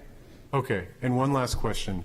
Sharrows, if we did not do buffered bike lanes or non-buffered bike lane, or I'm just going to call them painted bike lanes. Fair enough. If we didn't do painted bike lanes, we would have to do sharrows, correct, in terms of a recommendation? I guess I have feelings that sharrows are kind of invisible, but maybe not for Councilor Denton because he's going so fast. But but we would have to put those in there. Sharrows would have to be there in order to keep the funding because there's some federal law around that. Yes, Okay. there's federal requirements around Okay. around those kinds of things. So, and yeah. So, anything else? That's it. All right. Made my decision. All right. We'll have a roll call vote. Assistant Mayor Kelly? Yes. Counselor Tabor? Yes. Counselor Denton? Yes. Counselor Moreau? Yes. Counselor Bagley? Yes. Counselor Lombardi? Yes. Counselor Blaylock? Yes. Counselor Cook? Yes. Mayor McEachern? Yes. Unanimous? Next up is not Councilor Bagley, although we might come back to him. Oh, don't give away, don't steal my thunder. The presentation regarding the neighborhood parking program. Thank you, Your Honor. Kevin, if you don't mind promoting Ben Fletcher to panelist mode, and I will bring up his presentation. Welcome, Ben.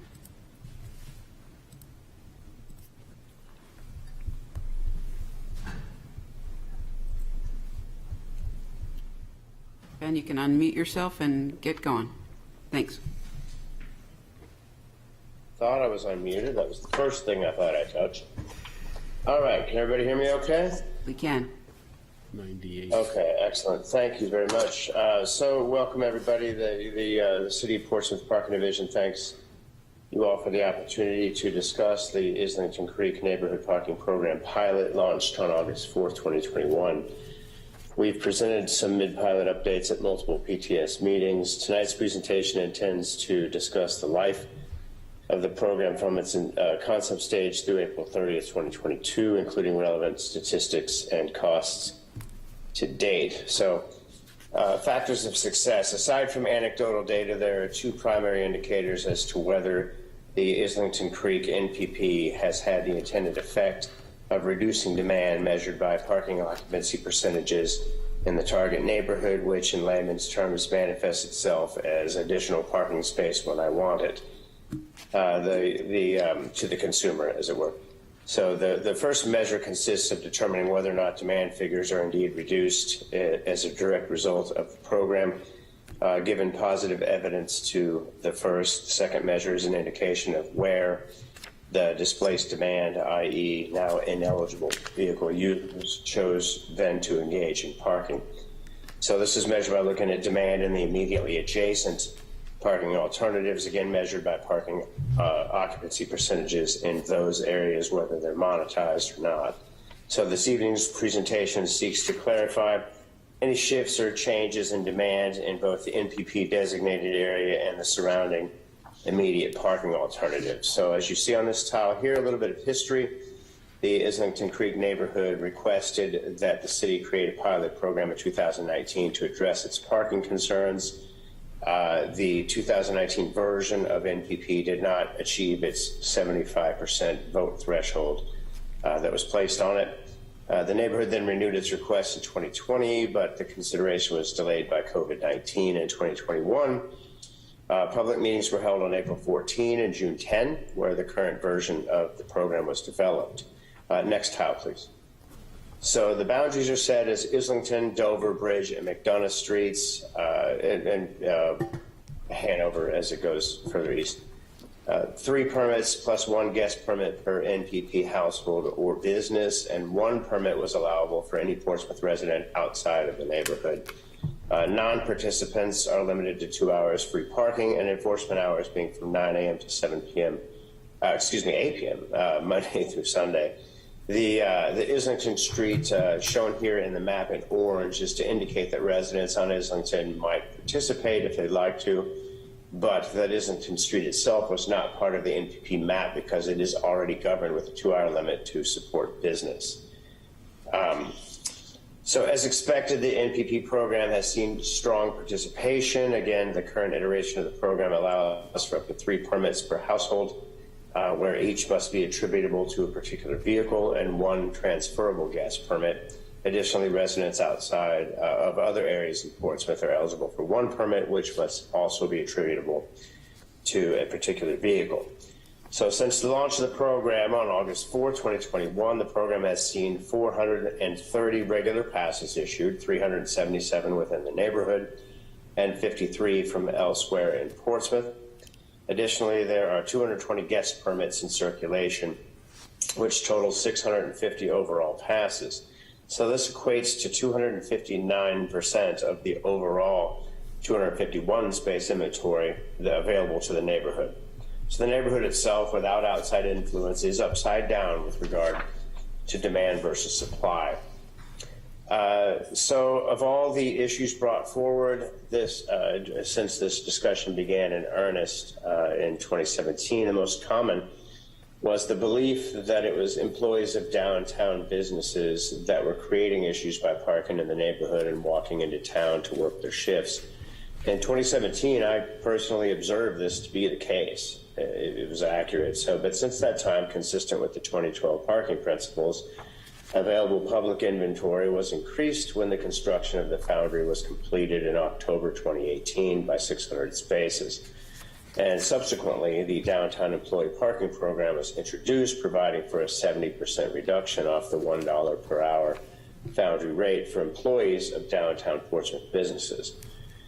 As we came out of COVID in 2021, a more positive outlook had businesses reopening for that 2021 tourism season, which made for a more normal hiring season that year. So between the spring of 2021 and August 3rd, the day before the program launched, the Downtown Employee Program, it was proud to see a 202% increase in participation. So the graph in front of you now seeks to show the relationship between increased sales in the Downtown Employee Program, particularly in the spring and summer of 2021, and any related reduction in occupancy percentages in the NPP target neighborhood. One citizen opined that employees may have jumped into the program in anticipation of the launch of the NPP, where you would expect a likewise reduction in occupancy percentages seen in the target neighborhood during that time. In other words, if the new participants in the Downtown Employee Program had previously been utilizing the NPP neighborhood for their parking needs, we should have seen a drop in neighborhood occupancy rates as participation in the employee program increased. However, the neighborhood occupancy rates do not reflect this trend, remaining in the 60 to low 70% range, shown in the red square at the top of the graph. It's also important to note that the increased employee participation did coincide with the normal increase in hiring historically seen at the inception of the annual tourism season. And finally, with the seasonal drop in participation in the Downtown Employee Program shown in blue to the right of the previous graph, we have not seen higher occupancies return to the target neighborhood. All of this suggests that the downtown workforce was no longer a primary influence on availability of parking inventory in the target neighborhood prior to the launch of the pilot, nor does it seem to be now. Outside of downtown workers, it's possible that shoppers and out-of-town visitors might also be engaged in using the NPP out of habit. If it bears true that downtown shoppers and visitors are using the neighborhood for parking, and a program like NPP is launched to discourage this practice, another metric to consider would be any increased use of neighborhood-adjacent parking alternatives. The next 2 graphs highlight pre- and post-launch occupancies at both the Bridge Lot and the Foundry Garage. So interestingly, the Bridge Lot transaction and peak occupancy figures held steady after the NPP pilot launched, then seeing the typical shoulder season drop-off in demand in October, which mirrors what we see in the NPP neighborhood and throughout town in terms of occupancy rates and demand. Next tile, please. Meanwhile, the Foundry Garage peak occupancies also held steady on post-launch, remaining at 41%, even as the downtown employee program continued to enjoy strong participation throughout the summer. Additionally, Foundry has not seen the same shoulder season drop-off in occupancy we've experienced in the NPP pilot area and the bridge lot and throughout Portsmouth. This data, coupled with an average length of stay at Foundry of 8.43 hours, suggests that the downtown workforce demographic is making use of the Foundry Garage in large numbers. It's also noteworthy that we have not experienced increased usage at the Masonic lot located at the intersection of Middle and Miller, which is leased by the city to provide for additional inventory, nor have I been made aware that the division is receiving calls or complaints about rising occupancy rates in neighborhoods immediately adjacent to Islington Creek. So the division has been keeping regular morning, noon, and evening counts of occupancy in the target neighborhood throughout the process. So throughout the summer of 2020, spring of 2021, and pre-launch of summer 2021, those figures were consistently average in the 60s to low 70s percentage-wise. Typically in the parking industry, occupancy rates of 85% or higher are where we begin to develop strategies to mitigate demand. Next tile, please. This tile represents data from the first 3 months of the program before the shoulder season began, where we looked at occupancy figures as they compared to previously recorded time periods to get an understanding of any changes to occupancy that could be directly attributable to the program. Comparing post-launch August against summer 2021, the neighborhood saw a 0.84% reduction in occupancy, equating to 2.11 spaces of inventory gained, which would be represented as space now available that would have been filled previously. As the program settled in, September showed an additional 2.32% reduction when compared to August, equating to another 5.83 spaces gained. October versus September showed another 1.979% reduction, equating to another 4.48 spaces. So through the first 3 months of the program prior to the start of the tourism shoulder season in 2021, when we would typically see reductions in demand citywide, the neighborhood did enjoy a 4.95% reduction in occupancy, equivalent to 12.42 spaces gained that could be directly attributed to the pilot. It's prudent to note, though, that the majority of these spaces were gained at the west end of the neighborhood, where streets on the east end remained very tight but now had populations of vehicles that had NBP credentials on them. Next tile, please. So this tile graphically displays pre- and post-launch occupancy percentages just discussed. The biggest takeaway is we did not see a precipitous drop in occupancy percentage post-launch. As with all programs of this type, the largest impacts are generally seen early on, as the execution of the enforcement process encourages eligible users to do the legwork to participate, and those not eligible are encouraged to seek alternatives. So while we do see a fairly significant drop starting in late October and into the winter months, this is consistent with historic demand figures recorded in this neighborhood over the last several years. Next tile, please. Through April 30th, a total of 526 citations have been issued, including 45 warning tickets early on and 481 two-hour violations.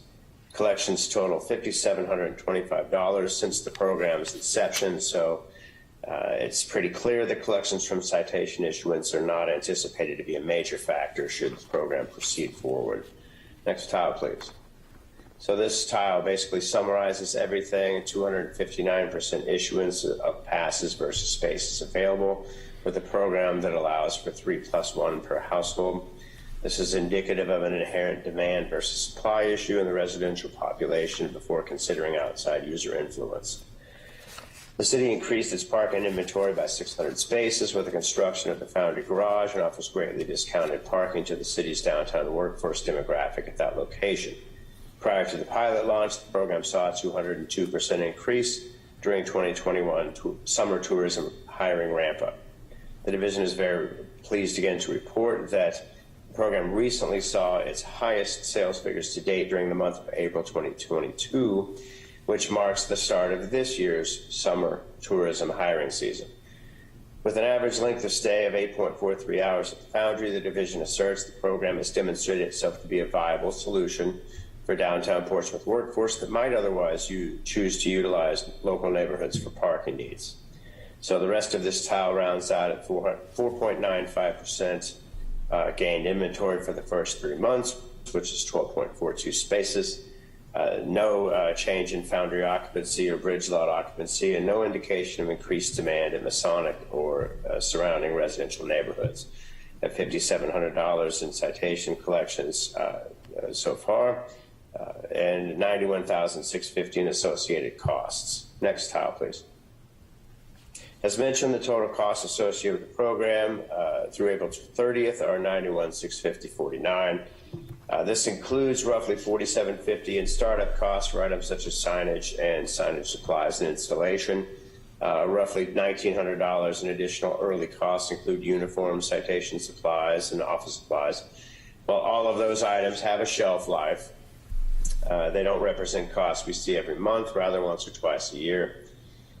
The remainder of the costs are operational, however, and do recur at an average of presently $94.4703 each month of the program. So while eventually it was decided that the pilot program would carry no fee for participation, a subject of great debate prior to the pilot's approval centered around what the cost of an NPP parking pass might be if the program were moved forward permanently. Next tile, please. Using the current figures and projecting the average monthly cost going forward, each year of the NPP is estimated to cost the city roughly $120,000. Citations are estimated to bring in roughly $6,000, so this equates to $114,000 in anticipated net costs annualized. There are presently 650 passes at the current price point of $0. Dividing the projected cost of $120,000 by 650 renders an annual break-even figure of $176 per pass per year.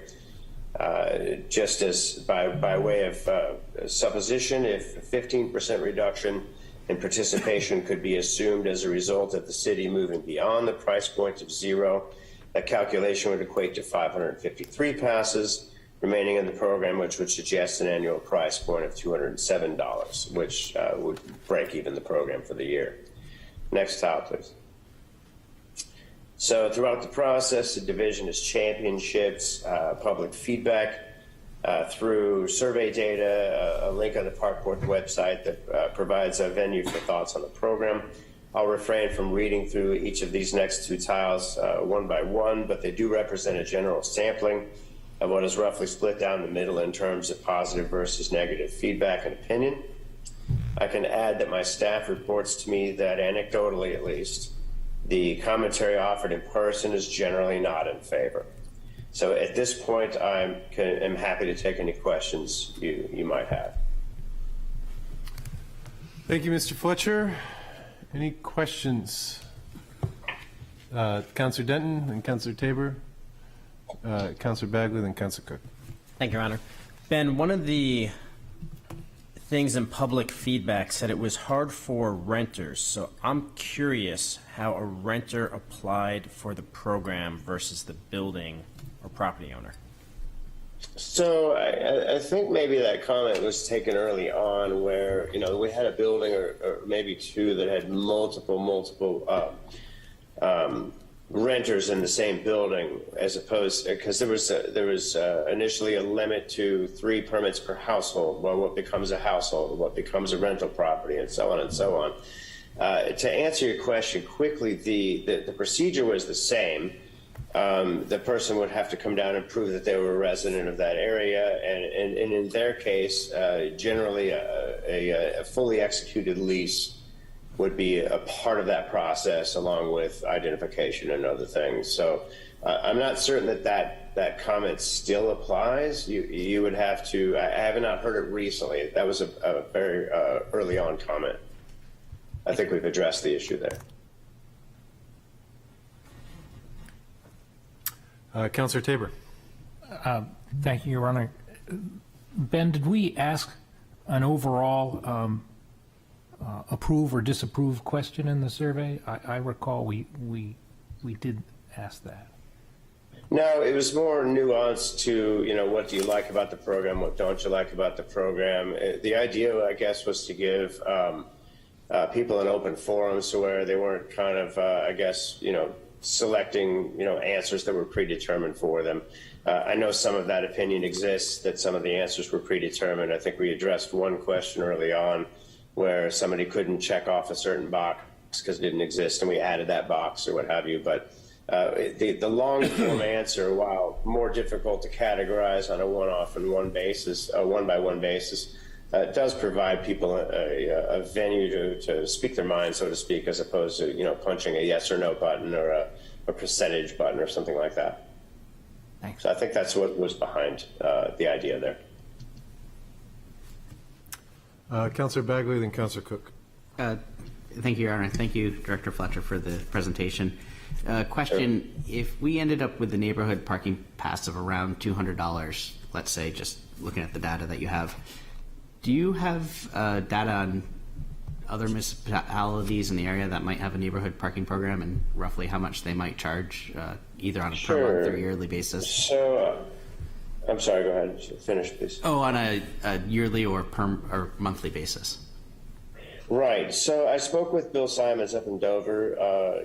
We speak frequently on a number of items that are cross cities. He's got a number of programs that they've been running neighborhood by neighborhood, so street by street, even in some cases, half a street, halfway up the street, only on the right side, that kind of thing. And in a lot of cases, they've monetized the area to try and mitigate the demand, as they did in an earlier example I gave a year or so ago. But to quickly answer your question, they're in the process of phasing out a lot of these programs. But his new pricing this coming year is looking to be $35 a month, which is roughly $420 a year for a permit to park on particular streets, whatever neighborhood they might be in. Thank you. Councillor Cook. Sure. Thank you, Mayor, and thank you, Ben, so much for your presentation. I had a few questions, but you said that it didn't, as far as we could tell, we didn't displace parking to other neighborhoods. Do you know, did you look at Hancock Street and Gates Street in the South End to see if there was increased parking in those areas? And I know this is a tough question to answer because during COVID anyway, there's reduced need for parking because there were reduced numbers, but. Well, I would suggest that Hancock and those streets are pretty far away from this particular target neighborhood. So I wouldn't suggest that anybody that would be going to visit somebody on Cabot north of Islington or McDonough Street would be parking in that area and walking across town to visit the area. I would suggest you'd see more an indication of swelling of population south of Islington, in any of those number of streets along the border, but we have not seen that to be the case. Can I follow up? Thank you. I should say the reason I ask is because we see people parking on Gate Street in the South End and walking all the way to downtown for work because it's free parking. So that's why I ask. They're willing to walk a long ways for free parking.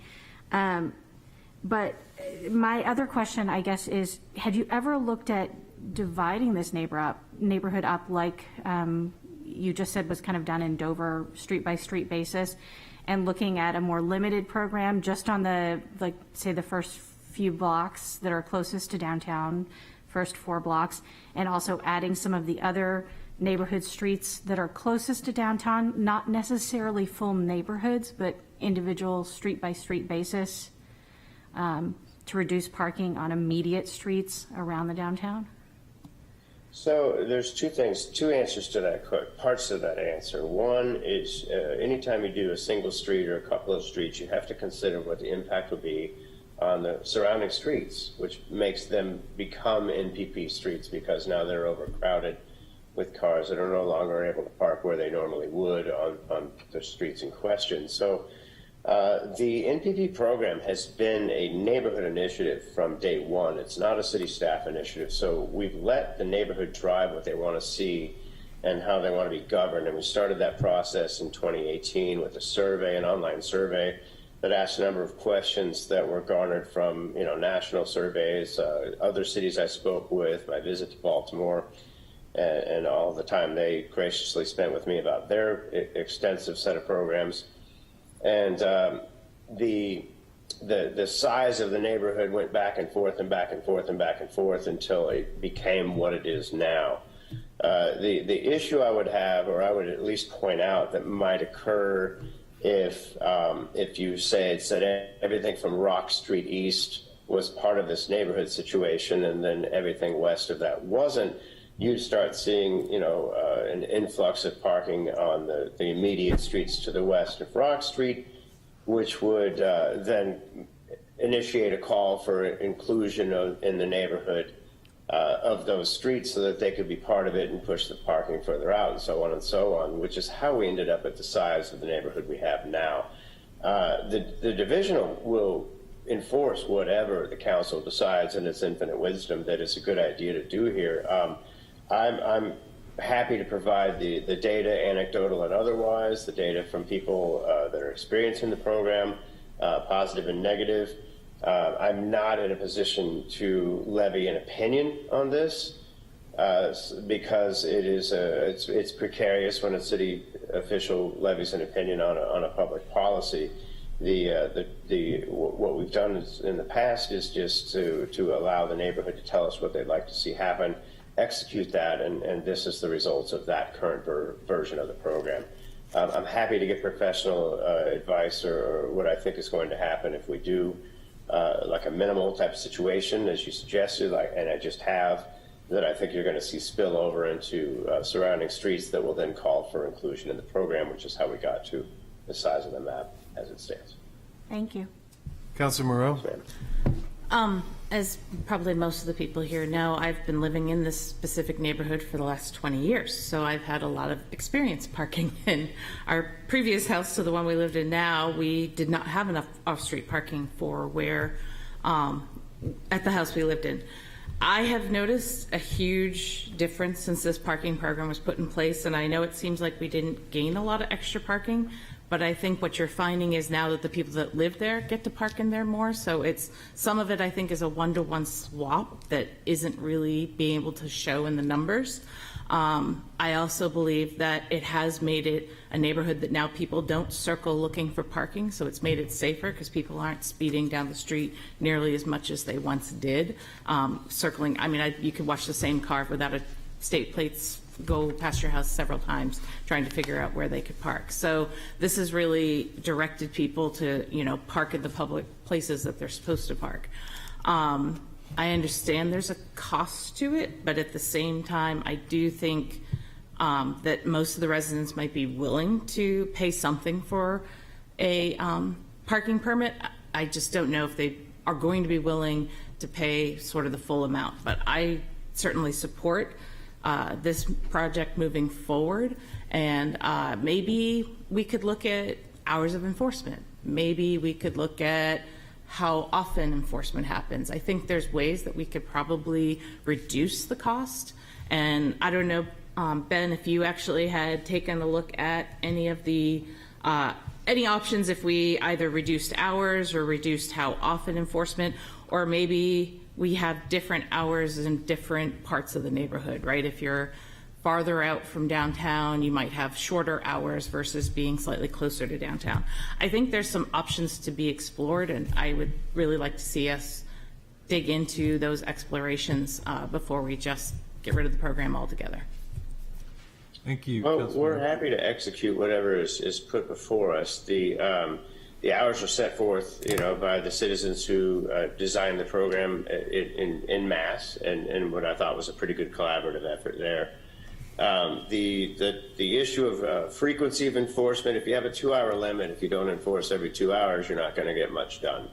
So we don't have a choice there. If we're going to have a 2-hour limit, we've got to run through whatever the size of the neighborhood in a span of 2 hours so that we can check the cars once again on the next run through. Now, enforcing later hours in the streets further west, eventually that will get learned.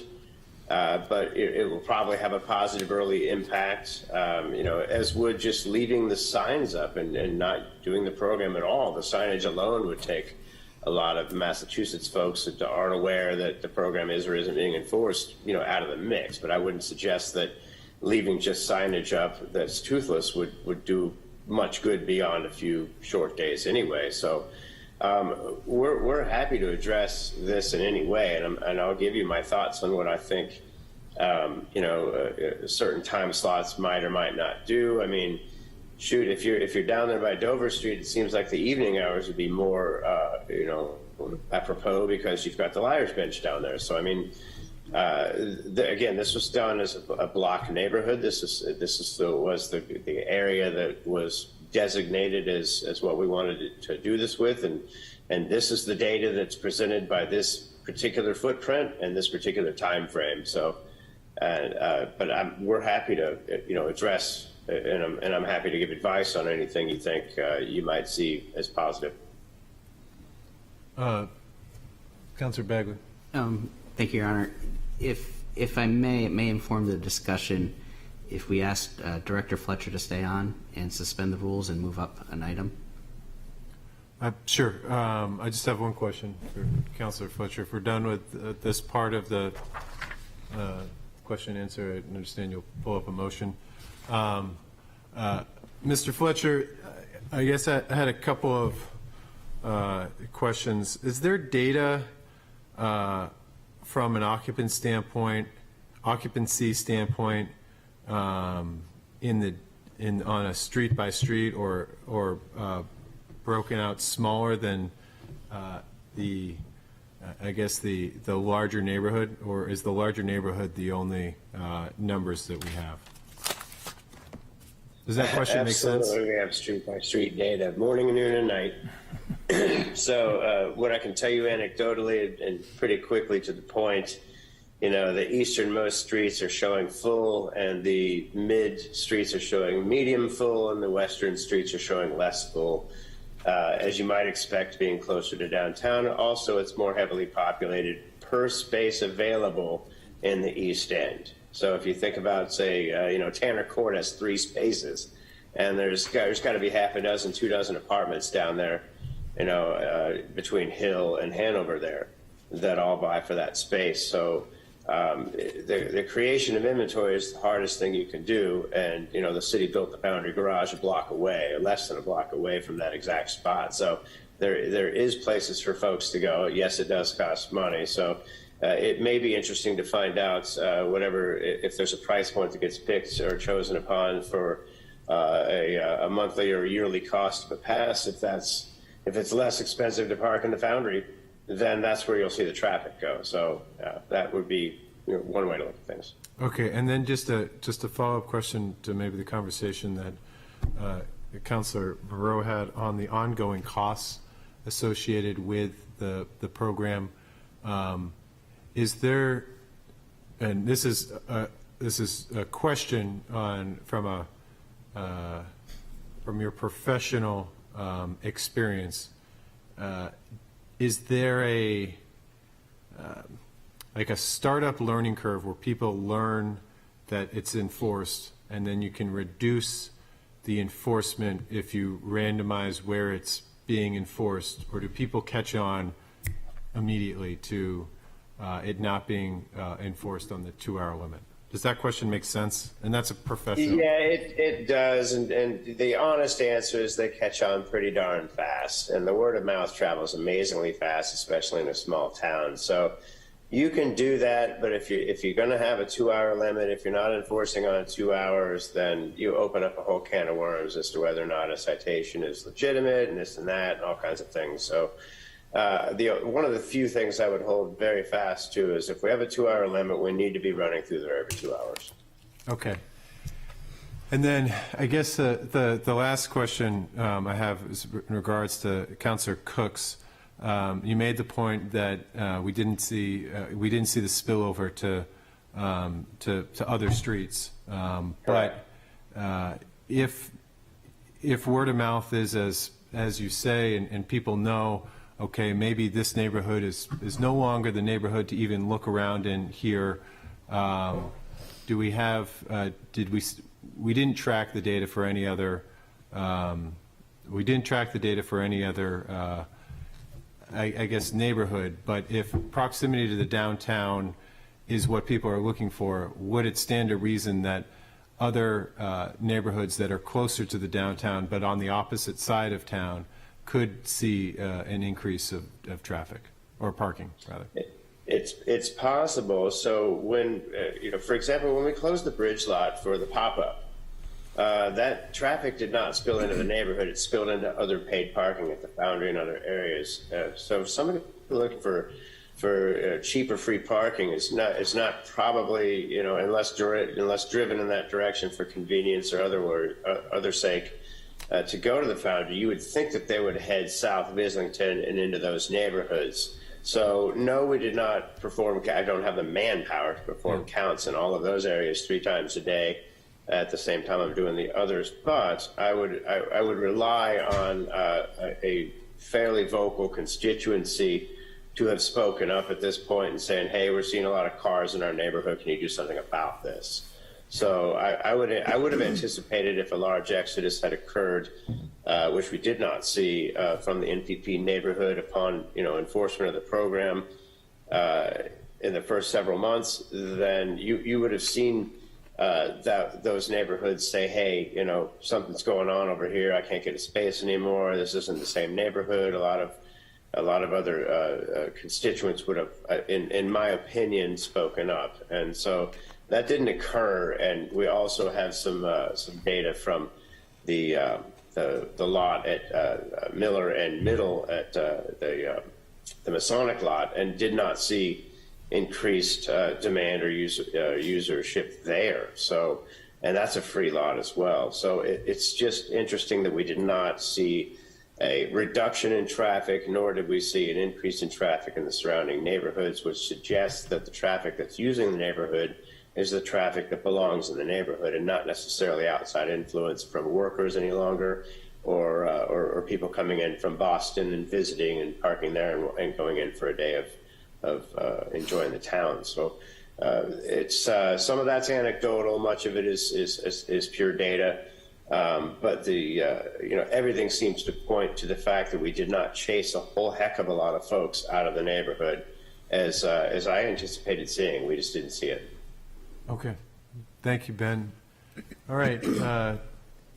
We'll need a motion to pull up Councillor Bagley's item under neighborhood parking program. Is that what we're pulling up? I can make a motion to suspend the rules. Yeah, let's motion that. Yeah. Second. To pull up, which one is it? Item 2, sub-item 2. Okay, 2 with sub-item 2. Okay. We need a vote on the suspending the rules. Do we have a second? Yep. Okay. All in favor? Aye. And I'll make a motion, and then if I get a second, I'll speak to it. And I motion that we continue the neighborhood parking program pilot until the conclusion of Labor Day weekend, as it is currently configured. Second. So I think there's, I hear a lot about the neighborhood parking program, certainly from friends I have that live in the neighborhood, and people are very passionate one way or the other. It seems more people prefer it than don't. But right now the program is free, so when we start charging for passes, if we do in fact start charging for passes, it's hard to say, will it be 50-50 or will it remain around 60-40? We don't know. But the bigger challenge that I'm concerned with is because of the pandemic, because of the Bridge Street lot paving, we just don't have enough data yet to make a firm conclusion. As a numbers person, when I look at the data, it's hard for me to support a neighborhood parking program that's going to cost the city roughly $10,000 per space, when our downtown A-zone parking is only worth $6,500 per space. But as a neighbor, I understand the concerns that the people in the neighborhood have and their desire to have a neighborhood parking program. So I think it would be incumbent upon for us as a council to give what should be record numbers, and why there aren't the new buildings like the Stadium Micro Apartments built yet, we have lost 300 spaces in the High Hanover garage. So it should be there should be as much pressure as there ever is going to be in the foreseeable future on this neighborhood over the course of the summer. So I think if we continue the program till the conclusion of Labor Day, we'll have some really good data to make a decision on in the fall. Any other questions or comments? Councilor Tabor? Yeah, Your Honor, what I'm hearing from our parking division is there's some relief. People are anecdotally feeling some relief. But what is the cause of that relief? Is it the NPP, or is it the Foundry employee program, or is it perhaps that Heinemann, is no longer employing people right in that neighborhood? So if we don't fully know what's happening, what the cause of people, like Councilor Moreau, honestly saying this is a better parking situation, I like the idea of let's get some more data through the summer and see if we can more precisely determine if the NPP is producing all the benefits. Councilor Cook, then Councilor Blaylock. Thank you, Your Honor. I was hoping to get a clarification from the city on cost and whether or not we have this in the budget to continue the pilot for 3 more months. Ben, do you want to speak to that? I do not believe we have budgeted for this. I think we have, gosh, you cut me off guard with that one. I think we have $100,000 set aside in contingency for this. I hope if Director Rice is there, he can certainly opine as to that. Or if you give me a moment, I'll call up the budget real quick and look at it. But I don't think it's unfunded.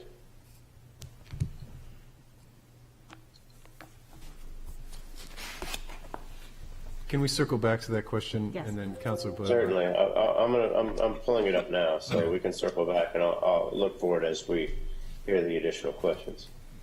Sorry for not having that answer. Thank you, Your Honor. That's also a concern of mine as well. In hearing from Councilor Moreau, who actually lives in this neighborhood, I can't think of a better person to give us an honest opinion, the first-hand view. I'm sure she's friendly with her neighbors. I'm sure she talks to her neighbors. And I do understand seeing the numbers here from the parking department, but like Councilor Moreau said, maybe we are doing a 1-for-1 here and it's not showing up on these graphs, on these numbers. I do understand the cost as well, and that is important. So, but I do think it might be a good idea to look at this for a little bit longer. It is in the 23 budget, and contingency is $100,000. My apologies. Thanks, Ben. Thank you. Yes, ma'am. Mr. Fletcher, any other questions? I guess I had one. I'm interested to see, what the, a whole calendar year would show us on this in the summer, included of the summer. But I feel as though we're not going to get the data, at least one big kind of elephant-looking piece of data that we won't know unless we actually do charge for it, like how many people are going to pay for this. I think that has to influence our decision somewhat. So I'd be curious to figure out a way that in the following 6 months, if the last 3 months could be a monthly charge at the rate that we set, or something along the lines of what it would cost, because I think we're of the mind that, or at least I am of the mind that this would be a charge back for the enforcement of this from a neighborhood standpoint for the streets. What amount that is certainly up for debate, but I'd want to be able to know if we charge $1 a month, does that fall off versus charging $10 a month? Or so I guess I'd be looking for, and we heard it in some of the emails that were supportive, understand that a charge would be associated with that, but I'd want to be able to kind of put the rubber where the road is, like, how many people are actually going to pay. So I don't know if we have the skill set to figure out that program or that aspect of the program tonight in the council, but I would turn to Councilor Bagley and as a representative of the PTS if there is something in the works on that. So, thank you, Mayor. I had the exact same idea. Let's start charging and see what the drop-off is. But then, upon further reflection and discussion with Director Fletcher, it kind of skews the data. So if you do a 12-month trial, but 3 of those months there's a totally different variable, it's not really a good representation. So what I might propose after Labor Day is, now that we have a year's worth of data, one, we should survey the neighborhood and give them options. Would you participate at $100 a year? Would you participate at $200 a year, or whatever the case may be? Get some of that initial feedback, but that feedback is, not as good as people actually taking out their wallet and paying for it. So what we could potentially do, if we decide to continue on with the program, is to tack on in that fall and see how many subscribers we get to it. But I think it would be, from an engineering standpoint, to look at a year's worth of data. If you make changes to the program, it kind of invalidates the data a little bit. Okay. Councilor Moreau? I sort of like that idea of get the data through the end of the first year of running it, and then run it through the end of the calendar year with some sort of fee. And maybe it's a small fee, maybe it's the fee you want, I don't know, just a fee to sort of see how many people want to continue the program when they actually have to pay $10 a month or whatever per car, whatever that case might be. Okay. All right. So what, can we restate the motion on the floor? Or Kelly, do you want to restate the motion that you have on the floor? Do we have it? We have a motion. Yes, we do. Yes. Let me just find it here. I think Councilor. He made it up. I could repeat Oh, it, he but made it up. it wasn't a very long one. Move to continue the neighborhood parking program until Labor Day weekend as currently configured. Okay. Want a roll call? No. All in favor? Aye. Your Honor, if I might, You got another I'll try not to bring up as many contentious issues in the same meeting again in the future. All right. Well, we'll see. Exactly. We'll see. I don't know. You're on your PTS. It's nothing's easy on PTS. Thank you, Ben. Appreciate it. Y'all have a good night. Okay. Next is my name. Let me just pull up the. So under my name, we have a verbal update on the demolition committee. I'm going to read the legal department memo that encapsulates where we are on this. March 15th of 2021, the City Council voted to request a report back regarding the demolition ordinance from the Demolition Review Committee, the HDC, and the Planning Board. Specifically, the City Council requested a report back from the Planning Board, HDC, and Demolition Committee on how to improve the Demolition Committee. This will include, but not limited to, deterrence for the demolition of Portsmouth buildings, fines for misconduct, and public comments at meetings. Also, incentives for preservation of historical buildings. On April 12th, 2021, the DRC discussed proposed revisions to the demolition ordinance, which I memorialized in a memorandum. The HDC and the Planning Board never discussed the proposed revisions to the demolition ordinance, and the item expired at the end of the last council term. I would simply ask that we ask the Planning Board or that we re-refer this to both the Planning Board and the HDC. And if I get a motion, I'll discuss it. So moved, first, Your Honor. and then a second. I'll second. Okay, for discussion. May I? Yep. So I was the chair of the Demolition Review Committee, and I went back and actually re-listened to our last meeting, which was February 10th, 2021. That was when we had the first time someone who had demolished an entire building without actually, which didn't have a permit to do so. So we had a lot of things that were discussed. I forgot how contentious it was till I re-listened to it all over again. But we did get to the end, and we had sort of 3 suggestions, or 2 or 3 areas that we wanted the legal department to get us some language around. And it was, to make people who demo without permission to have to go through the whole process again. There was questions about whether or not you would charge a penalty if you didn't follow. We wanted better definitions of what was a partial demolition to a full, just to make sure it was very clear for the code enforcement side of things. We also talked about whether or not we wanted to do longer time frames, because really demolition review has no teeth other than to delay a project. We can't make them not demolish it. We asked to have those changes sent back to us to review, and I don't remember us ever actually getting those, so I'm thinking they must have gone to the city council to review.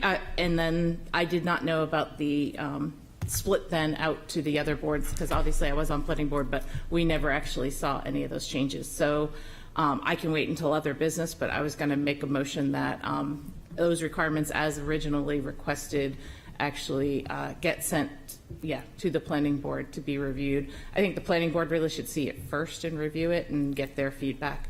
Other committees can look at it if they want to. It sounds like the HDC already has. Isn't that the one they had? So I don't believe so, but I think that sounds like a good idea.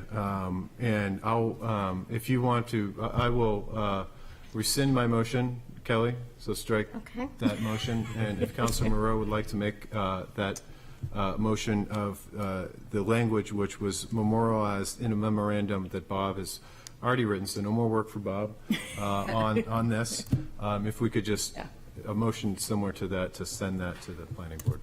Yep, I would make the motion that we send to the planning board the requested changes that were outlined in the Demolition Review Committee meeting of February 10th, 2021. Second. All in favor? Oh, sorry. There's a Councilor Bagley, Councilor Brody. I just have a comment on this, and this, it was probably back a couple years ago. It came up a bunch of times, and there's a member of the community who have a great deal of respect for, and as we all know, we're a Dillon's Rule state. And I would ask that we identify the enabling legislation in the RSA that allows for a demolition committee. Okay. As part of that report back. Councilman Barty. Yeah, there's another form of demolition. It's termed demolition by neglect, and I think that the committee should look at that. I don't know what the RSAs say about that, but it is. We've seen a beautiful house on Woodbury Avenue. Sitting there. I think that there's plenty of desire to preserve by many. I would caution against as Councilor Moreau stated, that there's very little when it comes to private property rights and what we can ask for good reason. That's your private property, and you can do so which you see fit, but if there can be a review and process of that, and potential incentives, especially incentives that would help preserve some of the historic character of some of these buildings, I think that would go a long way. So understanding all of, that we're not a home rule state, that we are a subdivision of the state of New Hampshire, as I'm reminded often when I think of what revenue we could get. It would be a good conversation, but one that the expectation has to be, I believe, that private property rights throughout the country, and especially in New Hampshire, are preserved and valued, and this would not change that, but maybe find a win-win for people that are looking to do that in neighborhoods that would like to preserve the character. So, any other comments? All right. All in favor? Aye. And the next appointments to be considered, Herb Lloyd to the Sustainable Practices Blue Urban Committee, and then Margot Doring, Regan Rudig, and Jonathan Wyckoff to the HDC. Again, those will come up at next council meeting, and you have the applications in the packet this evening. Happy to hear and discuss any of those before next Tuesday, or next Tuesday, 2 weeks from tonight. And then I will pass the gavel to the assistant mayor It's something to slam on. And you have the gavel, so you can call on the next item. Oh, first time for everything. City council members, Mayor McEachern, I'll get it someday. Your Honor, and Councilor Tabor and Councilor Denton. Item for review, City Manager Evaluation Committee. Sample motion would be to move in accordance with the City Manager Employment Agreement. It is the intent of the City Council to negotiate a new agreement with the City Manager. So I would await a sample motion.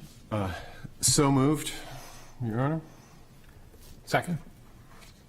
Open any discussion.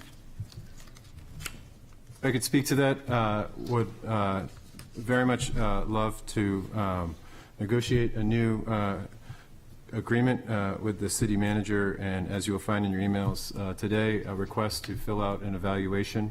We've also asked for this evaluation to become part of the contract to better align what we base the work on, as well as making sure that the public is aware of that and that the goals are being met, and look forward to that discussion, and hopefully everybody fills out their survey as quickly as possible. Councilor Bagley. I don't know if this is the right time to talk about it or not, but I think it should go in the public record. The way I look at the council is we're kind of akin to a board of directors, and the city manager is maybe the captain of the ship. And sometimes in public comment we hear that there's too much trust in the city manager, or we're letting the city manager do things. And from my personal perspective, the captain of the ship should be doing things, and I certainly would want to have a very high level of trust in the captain of the ship. And if I didn't, I would see that as a big problem. So I'm not going to give away my evaluation, but I think very highly of our city manager. I think she was dealt, as we all were, a pretty unfair hand with COVID just as she came on the job. And in my travels around the country, I think Portsmouth has come through COVID a lot better than other municipalities. So for me, the proof is in the pudding, but I just wanted to put out there in the public record that I trust the city manager greatly, and I think she's doing a fantastic job. Any more discussion? All in favor? Aye. Passes 5 Larry back. Thank you, Assistant Mayor. Next up, we have Councilor Tabor and Councilor Denton on the item of the city manager's contract. Thanks, Your Honor. Well, we decided the direction we want to go, and this next motion is how we would go about it. And our subcommittee of the mayor and Councilor Denton and myself discussed it with Kelly Harper, and we thought that probably the most efficient way to do this is to have our labor attorney begin the negotiations, and so I'll read the motion. Authorize the city's labor attorney to negotiate the city manager's upcoming employment contract, communicating with the city council as needed, and subject to the council's performance evaluation and approval. Second. Any discussion? All in favor? Aye. All right. Next up, we have going back to Councilor Tabor on the subject of community engagement with a sample motion, move to receive a report back from staff on best practices and new technology for citizen engagement and schedule council work session.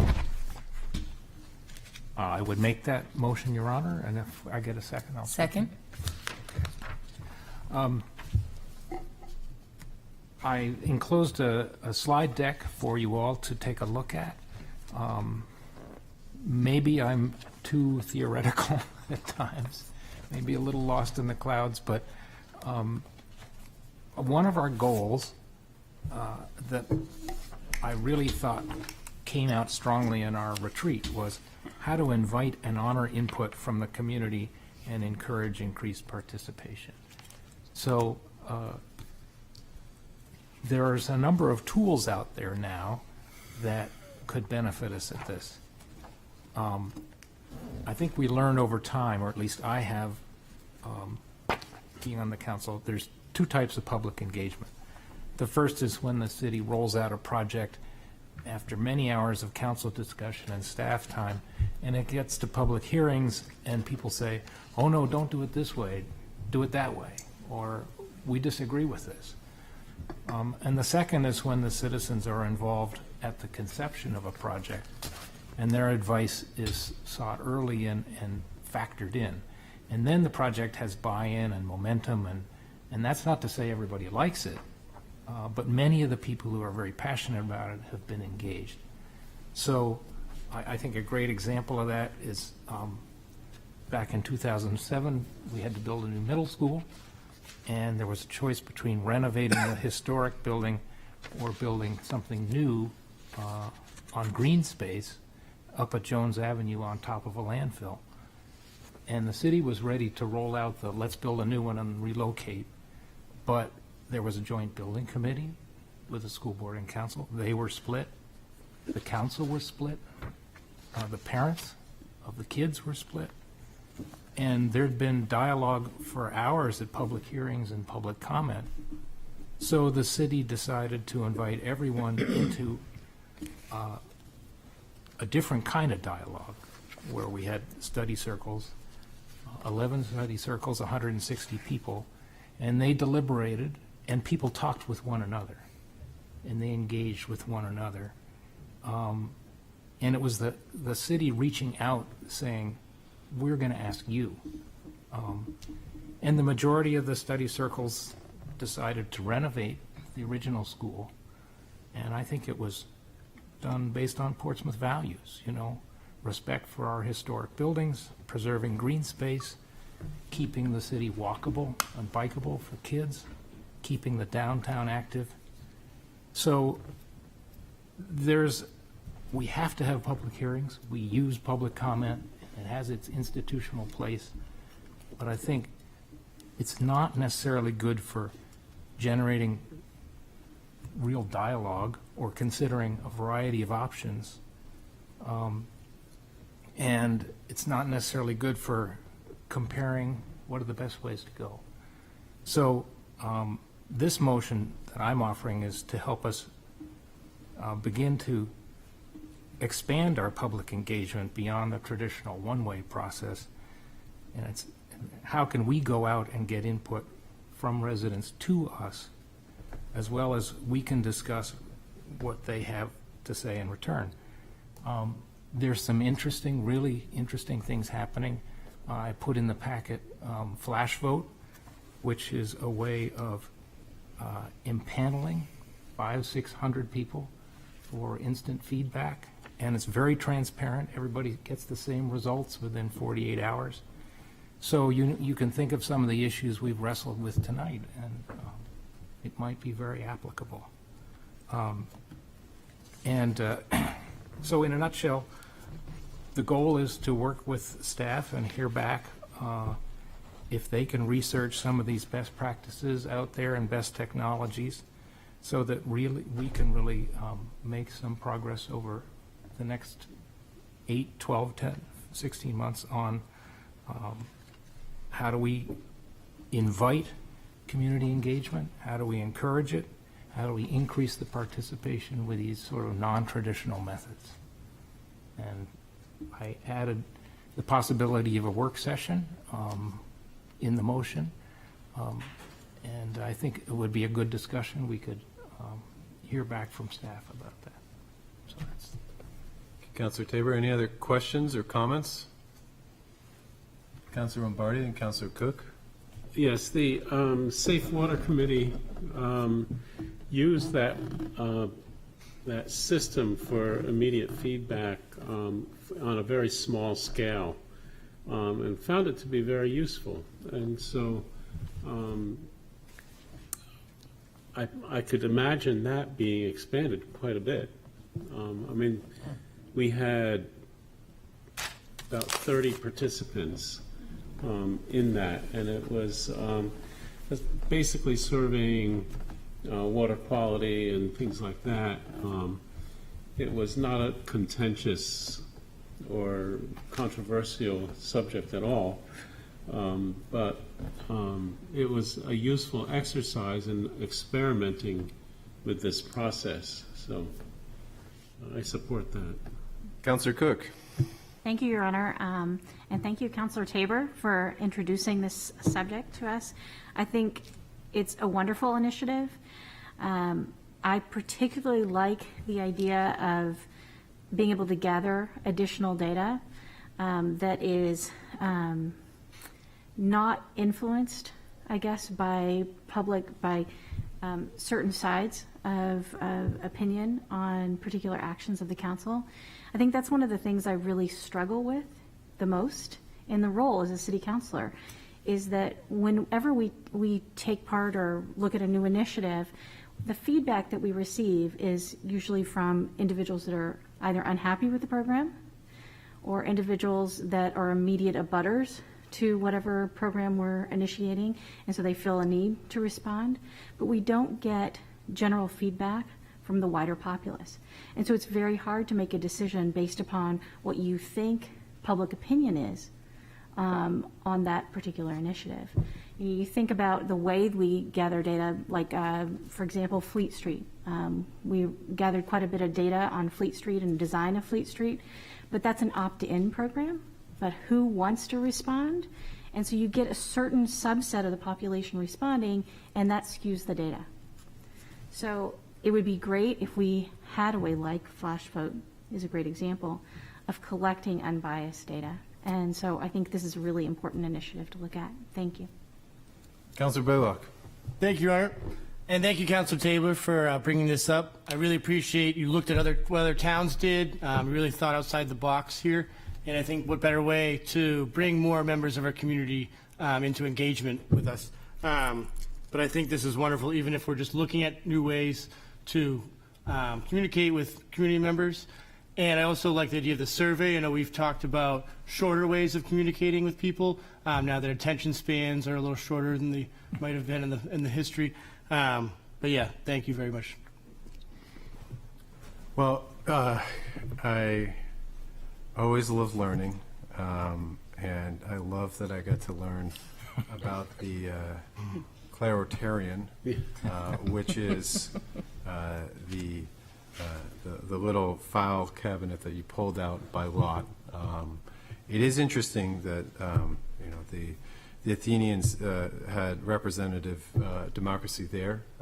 So I don't think what you're proposing is to put everything out to a vote because people elect us or those that sit in these seats for our judgment. But I do feel very strongly that in order to have good judgment, we need as much information as possible. And while it might not be hard for any one of us to get up at public comment and speak our mind, or for anybody who's used to doing that, I speak to a number of people that get drawn in by an issue, good or bad, and speak up here. And the first thing that almost inevitably they say, man, I was so scared, but I really felt passionate about this. And that's their first, it's their first kind of inkling into government.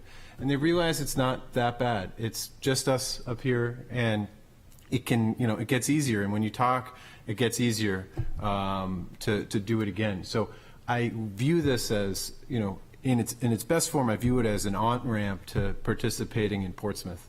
And if we can figure out ways to make it easier to do so on a level that, isn't life or death to somebody, or even, an abutting issue that they feel passionate about, maybe it's just a judgment. I'd love to figure out ways, and I'd love this work session, and I'd hope that the work session, there's some takeaways that we give to the governance committee as a pathway forward to how do we implement them. But I'd love to learn more about this and how do we take advantage of technology or just other best practices around the nation in terms of how do we get more people to vote. So I am in favor of this, and I'll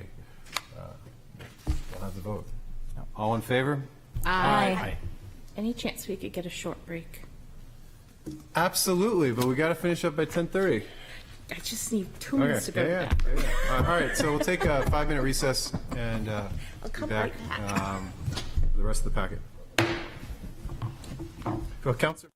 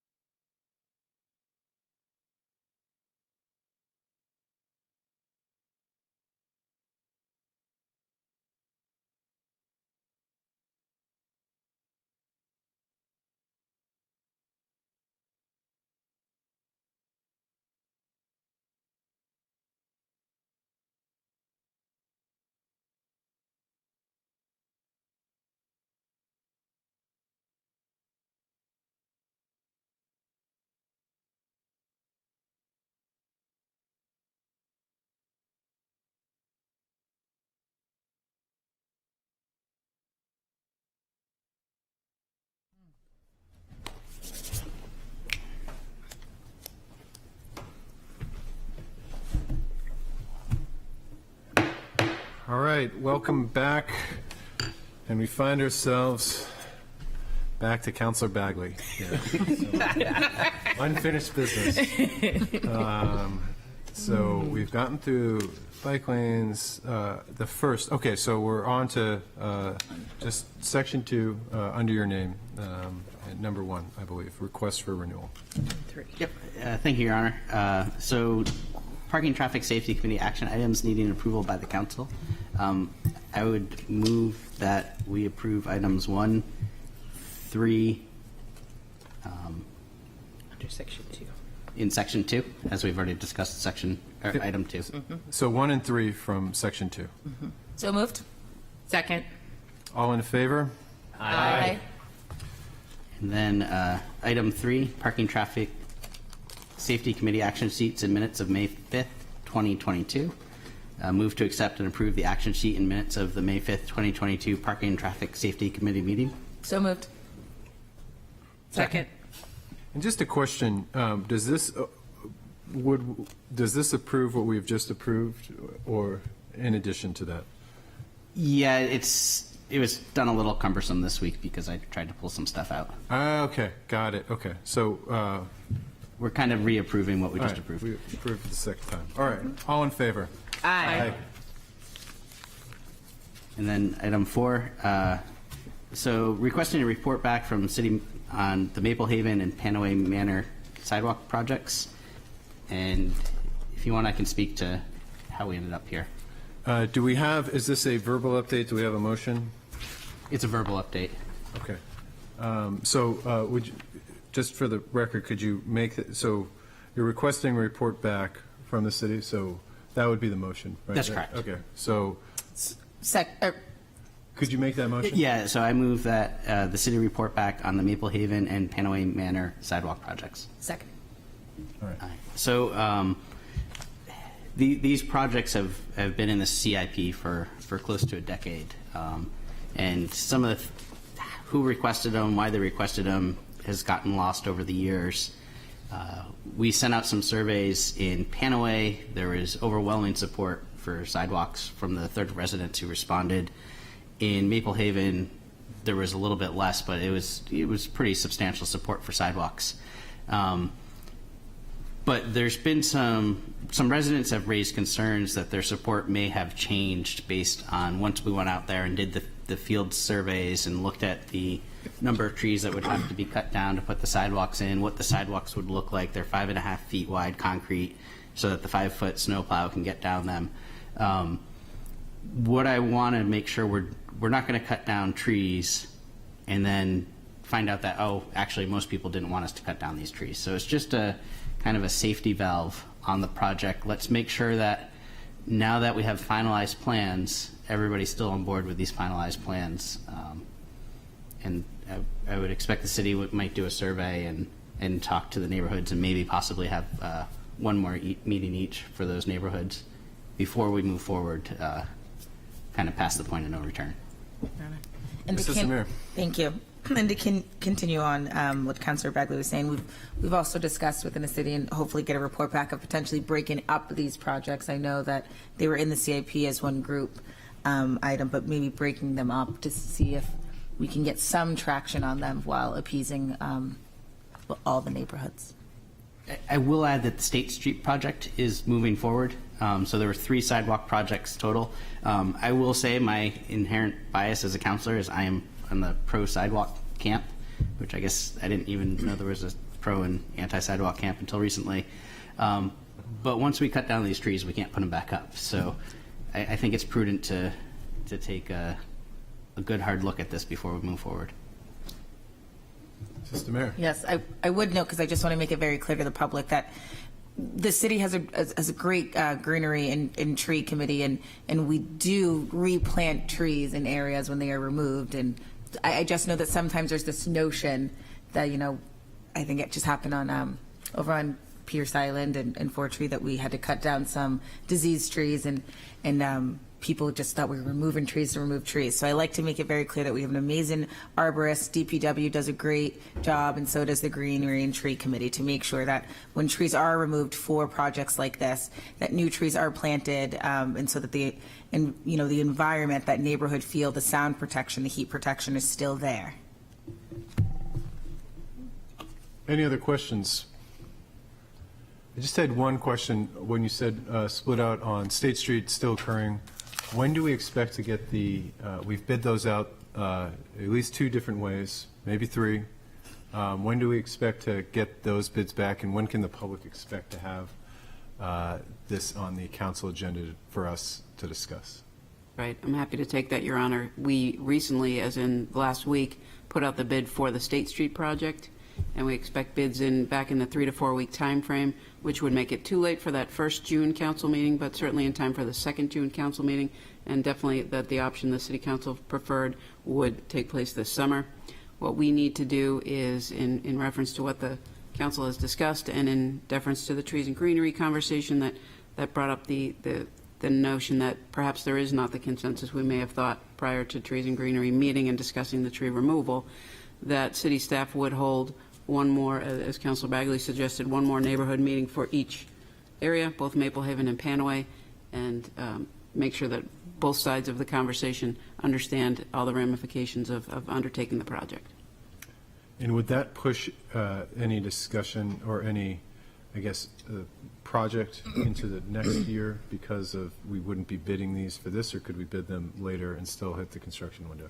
What we would do is, once we take into account the different opinions of the different neighborhoods, it would, from a timing perspective, be something where we would put out bids in the fall for work next spring for those 2 neighborhoods, in whole or in part. And then just from a budget standpoint, would this then be reflected in this year's budget or next year's budget? It would stay within the 23 budget because it would be work within the FY23 Okay, so it's still there. realm. Okay. Yep. All right. Councilor Bagley. Maybe this is a question for Director Rice. I don't want to spill the beans on what might be the worst kept secret in town these days, but since the assistant mayor mentioned it, we do have some big plans with planting trees upcoming next year. I don't know if anybody from the city wants to speak to that, or if we're going to wait for a bigger announcement about that. Well, we're a tree city, and we like to plant lots of trees. So I'm looking at Peter, and I think we'll make a more comprehensive announcement. But I think, without speaking out of turn, we try to plant at least 100 trees a year. We would look to quadruple that for the 400. So we would look to plant, with the assistance of groups like the Rotary Club and others, a total of 400 trees next year. All right. Thank you, City Manager. So with that, the motion on the floor is to report back from the city manager on the Maple Haven and Panaway sidewalk projects. Did I read that, remember that correctly? Yes. Or thereabouts? Mhm. Okay. Any other discussion? All in favor? Aye. Aye. All right. Councilor Bagley, you're done. All right. No approvals of grants or donations. And then we are left with the city manager's informational items. Your Honor, similar to conversation at last council meeting about the status of the demolition committee and their findings, we heard requests for information and updates on where we stand with PFAS sampling at the new athletic fields. We've provided a short update, and the update really says we will be able to provide you with a more thorough and comprehensive update for another 2 to 3 weeks for the work that our independent third-party tester, TRC, can undertake to get the information to us in a manner that we can share with you. So it is anticipated that at one of the June meetings, we will come back with a more thorough PFAS update. So that is number one. The other one is, as mentioned at our budget presentation last week, our chief building inspector has brought the inspection department to a status in just 6 short months where he and his staff are caught up with the backlog. They're proud to be able to go back to offering office hours to allow residents, contractors, and developers to have in-person meetings with the inspection team without having to schedule an appointment. People will remember that in the pre-COVID days. The additional benefit of office hours is that our inspectors can have an improved opportunity to field calls, meet with folks, return emails, and be available for really critical cross-departmental collaboration, which Shanti Wolf has really done a wonderful job in spearheading. So starting today, we are offering office hours every Monday from 8 to 10 a.m. and 5 to 6 p.m., and every Tuesday through Friday from 8 to 10 a.m. No appointments. Feel free to walk in. Someone from the inspection team will be glad to work with you. Excellent. Anything under miscellaneous? I have one thing, if I may, Your Honor. With Memorial Day coming up, I just wanted to give a quick overview of what people could expect if they want to participate in the Memorial Day events. So on Friday, May 27th at 10:30 is going to be the Burial at Sea. That's in Piscataqua. It's the smaller ceremony of the ones that we're doing. But we are planning on bringing back the Portsmouth Memorial Day Parade. It steps off at 1 o'clock on Monday, the 30th of May. The parade follows the same route. It's followed in the past, essentially starting at the intersection of Junkins Ave and Parrott, going through downtown, then out to intersection Middle Street, continue down Middle Street, make a left onto Richards, then go up into the South Street Cemetery. The actual ceremony portion is set to begin at 2 o'clock, where they'll be speaking, and then the only changes afterwards, instead of having a small cookout in the City Hall's lower lot, the VFW met with actually Deputy Chief Howe this morning to do a cookout in Piscataqua instead, which we've been working with the health department on. So everyone's welcome to all events, obviously the council and the public. Thank you, Councilor Denton. Councilor Bagley. Thank you, Your Honor. I just want to thank everybody. So my dad passed away a couple weeks ago, and the mayor said some very nice things at the start of the meeting. But he also gave me some excellent advice on the phone, and a huge number of people reached out to me through text or flowers or cards, and it was greatly appreciated. It's a lot more challenging than I thought it would be, and the support of the community has been fantastic. So I just want to say thank you to everyone. Thank you, Councilor Bagley. It's may his memory be a blessing, and certainly is having talked to you on that. Councilor Lombardi. I would just like to remind people that the State of the City is being presented tomorrow morning. Our city manager will be presenting at the Chamber, and it's at the Pease Golf Course. Grill Country 28. Club. Grill 28. Sorry, I just bite of the apple. This is actually one of the hottest tickets in town, so it's sold out, and they're not allowing walk-ups. So I think there might be a way to get there on Zoom, but if you show up, you may be turned away at the door, unfortunately. Or at the tent. I believe it's outside. It's outside under a so- tent, yes. Okay. Councilor Tabor. Wow, this is I know, setting you're- a record for miscellaneous here. You're wagging that gavel. He's ready. I just, going back to the bike lanes, I wanted to ask Director Rice how long we might be in the temporary situation with the stripes. Would it be more appropriate to provide a written report at our next That's meeting? fine. Would that- Yep. I'm not looking to shush Peter. I would never do Okay, that. if that's a motion, Second. all in favor for a written report back on the Middle Street repaving planning effort? Okay, that'd be great. Aye. Aye. Mr. Mayor, I have an I had one thing. It was just to remind Portsmouth, or to let Portsmouth know that the family dance, due to low ticket sales, has been canceled for Friday evening, which I'm incredibly bummed about, and Tiernan is equally sad about. So we're going to work to find another date, and we will endeavor. I will try to do my bit, and I'd ask everybody else to as well to promote that more aggressively, so we have a great family dance at the community center. And we're sorry that we have to cancel it. You know, the people that did sign up, I'm sure, were really energetic and enthused dancers like myself and my daughter, but it's always fun to dance with more people, so look for a date to come, and I believe the city manager has an item. At the risk of piling on, I would like to inform the council that pursuant to Section 1.303 of the ordinance, and as I am a member, one of two ex officio members to serve on the planning board, I am looking to inform you that I will appoint Joe Almeida, our facilities manager, who's an architect by training, has spent a lot of time as a helpful member of the HDC, that Joe will replace Ray Pizzulo, who has retired from employ with the City of Portsmouth, and therefore Joe will serve with me as ex officio members on the planning board, starting this Thursday. Thank you.